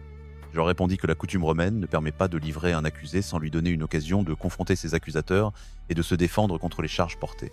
Aussi, quand ils sont venus ici pour son jugement, je n'ai pas tardé. Le lendemain, je siégeais au tribunal et ordonnai qu'on amenât l'homme. Les accusateurs se présentèrent, mais ils ne produisirent contre lui aucun chef d'accusation tel que je l'attendais. Ils n'avaient que des questions religieuses à débattre avec lui et une dispute au sujet d'un certain Jésus, un mort, que Paul prétend être vivant. Ne sachant pas comment enquêter sur ses affaires, je lui demandai s'il voulait monter à Jérusalem pour y être jugé sur ses chefs d'accusation. Mais Paul en appela à l'empereur pour qu'on jugeât son affaire. J'ai donc ordonné de le garder sous garde jusqu'à ce que je puisse le faire envoyer à l'empereur. Je voudrais, dit Agrippa, entendre moi-même cet homme. Demain, répondit Festus, tu l'entendras. Le lendemain donc, Agrippa et Bérénice vinrent avec grande pompe, accompagnés des chefs militaires et des principaux personnages de la ville. Sur l'ordre de Festus, on amena Paul. Festus dit « Roi Agrippa, et vous tous qui êtes ici avec nous, voici l'homme dont toute la multitude des Juifs s'est plainte auprès de moi, tant à Jérusalem qu'ici, et qui crie qu'il ne doit pas vivre. Pour moi, je n'ai rien trouvé de coupable en lui qui mérite la mort, mais comme il a fait appel à l'empereur, j'ai résolu de le lui envoyer. Mais je ne sais quelle accusation formuler contre lui pour écrire à l'empereur. C'est pourquoi je l'ai fait amener devant vous, et surtout devant toi, roi Agrippa, pour avoir de quoi écrire après l'interrogatoire, car il me semble absurde d'envoyer un prisonnier sans indiquer les charges qui pèsent sur lui. Chapitre 26, alors Agrippa dit à Paul « Il t'est permis de parler en ta défense ?» Paul, étendant la main, commença sa défense. « Je m'estime heureux, roi Agrippa, que ce soit devant toi que je doive aujourd'hui répondre à toutes les accusations des Juifs. Car je sais que tu es expert dans les coutumes et les controverses des Juifs. Aussi, je t'en prie, écoute-moi avec patience. Les Juifs savent bien eux-mêmes, dès ma jeunesse et depuis le commencement, comment j'ai vécu parmi mon peuple et à Jérusalem. Ils me connaissent, s'ils veulent bien le reconnaître, j'appartiens à la secte des pharisiens, la plus stricte de notre religion. Et c'est à cause de mon espérance dans la promesse que Dieu a faite à nos pères que je suis en jugement aujourd'hui. Car c'est l'espérance des 12 tribus d'Israël, qui adorent Dieu avec ferveur nuit et jour, que nous partageons tous. Et c'est pour cette espérance, ô roi, que les Juifs m'accusent. Pourquoi semble-t-il incroyable à vous tous que Dieu ressuscite les morts? Moi-même, j'avais cru qu'il était mon devoir de m'opposer de toutes mes forces au nom de Jésus de Nazareth. Et c'est ce que j'ai fait à Jérusalem avec l'autorité des principaux sacrificateurs. J'ai jeté en prison beaucoup de saints, et quand on les condamnait à mort, j'apportais mon vote contre eux. Souvent, je les châtiais dans les synagogues pour les forcer à blasphémer. Et dans ma fureur contre eux, je les poursuivais jusqu'en terre étrangère. C'est dans ces circonstances qu'un jour je me rendais à Damas, avec l'autorité et la commission des principaux sacrificateurs. Vers midi, au roi, tandis que j'étais en chemin, une lumière du ciel, plus éclatante que l'éclat du soleil, m'a environné, moi et ceux qui voyageaient avec moi. Nous tombâmes tous à terre, et j'entendis une voix qui me disait en hébreu « Saül, Saül, pourquoi me persécutes-tu? Il est dur pour toi de regimber contre les aiguillons. »« Qui es-tu, Seigneur ?» demandai-je. Et le Seigneur me dit « Je suis Jésus que tu persécutes. Mais lève-toi et tiens-toi sur tes pieds, car je t'apparais pour faire de toi un serviteur et un témoin des visions et des révélations que je te ferai. Je t'ai choisi pour te délivrer du peuple et des nations païennes, vers qui je t'envoie pour leur ouvrir les yeux, afin qu'ils passent des ténèbres à la lumière et de la puissance de Satan à Dieu, pour qu'ils reçoivent le pardon des péchés et l'héritage avec ceux qui sont sanctifiés par la foi en moi. C'est pourquoi, ô roi Agrippa, je n'ai pas été désobéissant à la vision céleste. J'ai d'abord annoncé à ceux de Damas et à Jérusalem, puis par toute la Judée et jusqu'aux païens, qu'ils devaient se repentir et se tourner vers Dieu, prouvant leur repentir par leurs bonnes œuvres. C'est pour cela que les Juifs m'ont saisi dans le temple et ont tenté de me tuer. Mais Dieu m'a protégé jusqu'à ce jour pour que je rende témoignage aux petits et aux grands. Je n'ai rien dit qui n'eût été annoncé par les prophètes et par Moïse, que le Messie devait souffrir et qu'il serait le premier à ressusciter d'entre les morts pour annoncer la lumière aux Juifs et aux païens. À ces mots, Festus dit tout haut, « Tu es fou, Paul, tes grandes lettres t'ont fait déraisonner. » « Je ne suis pas fou, très excellent, Festus, répliqua Paul. Ce que je dis est la vérité la plus certaine. Et le roi Agrippa connaît bien ces choses. C'est pourquoi je parle avec hardiesse devant lui, car je suis persuadé qu'il n'ignore rien de tout cela, car cela ne s'est pas passé dans un coin. Roi Agrippa, crois-tu les prophètes? Je sais que tu y crois. Agrippa, répondit à Paul, en peu de temps tu veux me faire chrétien. En peu de temps ou en beaucoup, répondit Paul, je prie Dieu que non seulement toi, mais tous ceux qui m'écoutent aujourd'hui, vous deveniez tels que je suis, hors ces chaînes. Alors le roi, le gouverneur, Bernice et tous ceux qui étaient assis se levèrent, et en se retirant, ils s'entretenaient ensemble et disaient « Cet homme n'a rien fait qui mérite la mort ou les chaînes. » Et Agrippa dit à Festus « Cet homme aurait pu être relâché s'il n'en avait pas appelé à César. » Chapitre 27. Quand il fut décidé que nous irions en Italie, Paul et plusieurs autres prisonniers furent confiés à la garde d'un centurion romain nommé Jules, de la cohorte impériale. Aristarque, un Macédonien de Thessalonique, nous accompagnait. Nous embarquâmes sur un navire d'Adramitium qui devait faire escale dans les ports de la côte de la province d'Asie. Le lendemain, nous arrivâmes à Sidon. Jules traita Paul avec beaucoup d'humanité et lui permit de débarquer pour voir ses amis et recevoir d'eux des soins. De là, nous fîmes voile et, comme nous étions arrêtés par un vent contraire, nous naviguâmes au large de Chypre, du côté de la terre ferme. Traversant ensuite la haute mer qui longe la Cilicie et la Pamphylie, nous arrivâmes à Myra en Lycie. Là, le centurion trouva un navire d'Alexandrie à destination de l'Italie et nous y embarqua. Nous naviguâmes pendant plusieurs jours avec peine et nous arrivâmes à peine en vue de Cnide. Le vent nous étant contraire, nous contournâmes la Crète du côté de Salmone. Nous côtoyâmes l'île avec peine et arrivâmes à bon port, près de la ville de Lacée. Nous y avions séjourné beaucoup de temps et la navigation devenait déjà périlleuse parce que l'automne était bien avancé. Paul leur fit cette recommandation. « Messieurs, je vois que la navigation va être périlleuse et que il y aura beaucoup à souffrir, non seulement pour la cargaison et pour le navire, mais encore pour nos personnes. » Mais le centurion en crut plutôt le pilote et le propriétaire du navire que les paroles de Paul. Comme bon port était un mauvais mouillage pour y passer l'hiver, la plupart de l'équipage décidèrent de partir pour Phénix, un port de Crète tourné vers le sud-ouest et vers le nord-ouest, où ils passeraient l'hiver. Comme un vent du sud commença à souffler doucement, ils pensèrent pouvoir atteindre leur but. Ils levèrent l'ancre et longèrent la côte de Crète du côté de la terre. Mais bientôt un vent d'ouragan, appelé Euroclide, fondit de terre sur l'île. Le navire ne pouvant tenir tête au vent, nous nous laissâmes emporter. Nous passions alors au large d'une petite île appelée Coda. Nous eûmes peine à nous rendre maîtres de la chaloupe de sauvetage. Quand nous l'eûmes prise, nous la hissâmes à bord. Pour empêcher le navire de dériver vers la côte d'Afrique, on passa des câbles autour du bâtiment, on amena la voile de secours et on laissa le navire aller à la dérive. La tempête nous secouait violemment le lendemain, on jetait la cargaison par-dessus bord, et le jour suivant, à main nue, on jeta même l'équipement du navire. Pendant de nombreux jours, le soleil ni les étoiles ne parurent, et la tempête était si terrible que nous perdîmes tout espoir de salut. Personne n'avait mangé depuis longtemps. Alors Paul, debout au milieu d'eux, dit « Messieurs, vous auriez dû m'écouter et ne pas quitter la Crète. Vous seriez épargnés ces dommages et ces pertes. Mais maintenant, je vous invite à prendre courage, car aucun de vous ne périra, mais seulement le navire. Car cette nuit, un ange du Dieu à qui j'appartiens et que je sers m'est apparu et m'a dit « Ne crains point, Paul, il faut que tu comparaisses devant César, et voici que Dieu t'accorde la vie de tous ceux qui naviguent avec toi.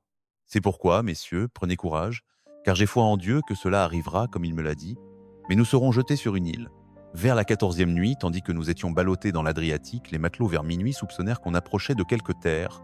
Ils jetèrent la sonde et trouvèrent 20 brasses. Un peu plus loin, ils la jetèrent encore et trouvèrent 15 brasses. Alors, craignant d'être jetés contre des écueils, ils jetèrent 4 ancres par l'arrière et prièrent pour que le jour vît. Les matelots essayèrent de fuir le navire et descendirent la chaloupe en mer, sous prétexte de jeter les ancres par l'avant. Paul dit alors aux centurions et aux soldats, « Si ces hommes ne restent pas dans le navire, vous ne pourrez pas être sauvés. » Alors les soldats coupèrent les cordages de la chaloupe et la laissèrent tomber. Pendant qu'il commençait à journailler, Paul exhorta tout le monde à prendre de la nourriture. Il y a 14 jours aujourd'hui que vous attendez et que vous jeûnez, n'ayant pris aucune nourriture. C'est pourquoi je vous invite à prendre de la nourriture, car cela importe à votre salut. Car il ne tombera pas un cheveu de la tête d'aucun de vous. Cela dit, il prit du pain, rendit grâce à Dieu en présence de tous, le rompit et se mit à manger. Alors tous prirent courage et mangèrent aussi. Nous étions au nombre de 266 personnes sur le navire. S'étant rassasiés, ils allégèrent encore le navire en jetant le blé dans la mer. Quand le jour vint, ils ne reconnurent pas le pays, mais ils aperçurent une crique avec une plage et ils délibérèrent sur les moyens d'y jeter le navire. Ils coupèrent les ancres, les abandonnèrent à la mer, délièrent en même temps les attaches des gouvernails, hissèrent la voile de devant au vent et se dirigèrent vers le rivage. Mais nous tombâmes sur un banc de sable et le navire s'y échoua. La proue s'immobilisa et résista à l'action de la mer, tandis que la poupe, battue par les vagues, commençait à se briser.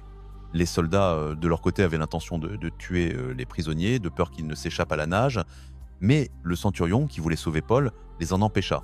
Il ordonna à ceux qui savaient nager de se jeter les premiers dans l'eau et de gagner la terre. Aux autres, il dit de se sauver sur des planches ou sur des débris du navire. Ainsi, c'est au prix de tous que nous arrivâmes à terre, sains et saufs. Chapitre 28. Une fois en sûreté sur la côte, nous apprîmes que nous étions sur l'île de Malte. Les habitants de l'île nous traitèrent avec une grande bonté. Comme il pleuvait et qu'il faisait très froid, ils allumèrent un feu et ils nous accueillirent tous. Tandis que Paul ramassait une gerbe de bois mort et la jetait dans le feu, une vipère, fuyant la chaleur, s'accrocha à sa main. Les habitants, voyant la bête suspendue à sa main, se disaient entre eux « Sans doute cet homme est un meurtrier, puisque, quoiqu'il ait échappé à la mer, la justice ne veut pas le laisser vivre. » Mais Paul secoua la vipère dans le feu et n'en souffrit aucun mal. Il s'attendait à ce qu'il gonflât ou tombât mort tout à coup, mais après avoir attendu longtemps et voir qu'il ne lui arrivait rien, ils changèrent d'avis et dirent que c'était un dieu. Près de l'endroit où nous avions abordé, il y avait une terre qui appartenait au principal de l'île nommé Publius. Il nous reçut et nous traita avec bienveillance pendant 3 jours. Le père de Publius était alité, souffrant de fièvre et de dysenterie. Paul alla le voir, pria, posa les mains sur lui et le guérit. Ensuite vinrent vers lui tous les malades de l'île, et ils furent guéris. Ils nous comblèrent d'honneur, et à notre départ, ils nous fournirent tout ce qui nous était nécessaire pour le voyage. 3 mois après le naufrage, nous embarquâmes sur un autre navire qui avait hiverné dans l'île. C'était un navire d'Alexandrie, avec pour figure de proue les Dioscures. Nous fîmes escale à Syracuse, et y restâmes 3 jours. De là, nous naviguâmes jusqu'à Rhégium. Le lendemain, un vent du sud se leva, et nous arrivâmes le second jour à Pouzole. Nous y trouvâmes des frères qui nous invitèrent à passer 7 jours avec eux, et ainsi nous arrivâmes à Rome. Les frères, ayant eu connaissance de notre arrivée, vinrent au-devant de nous jusqu'au forum d'Appius et aux 3 tavernes.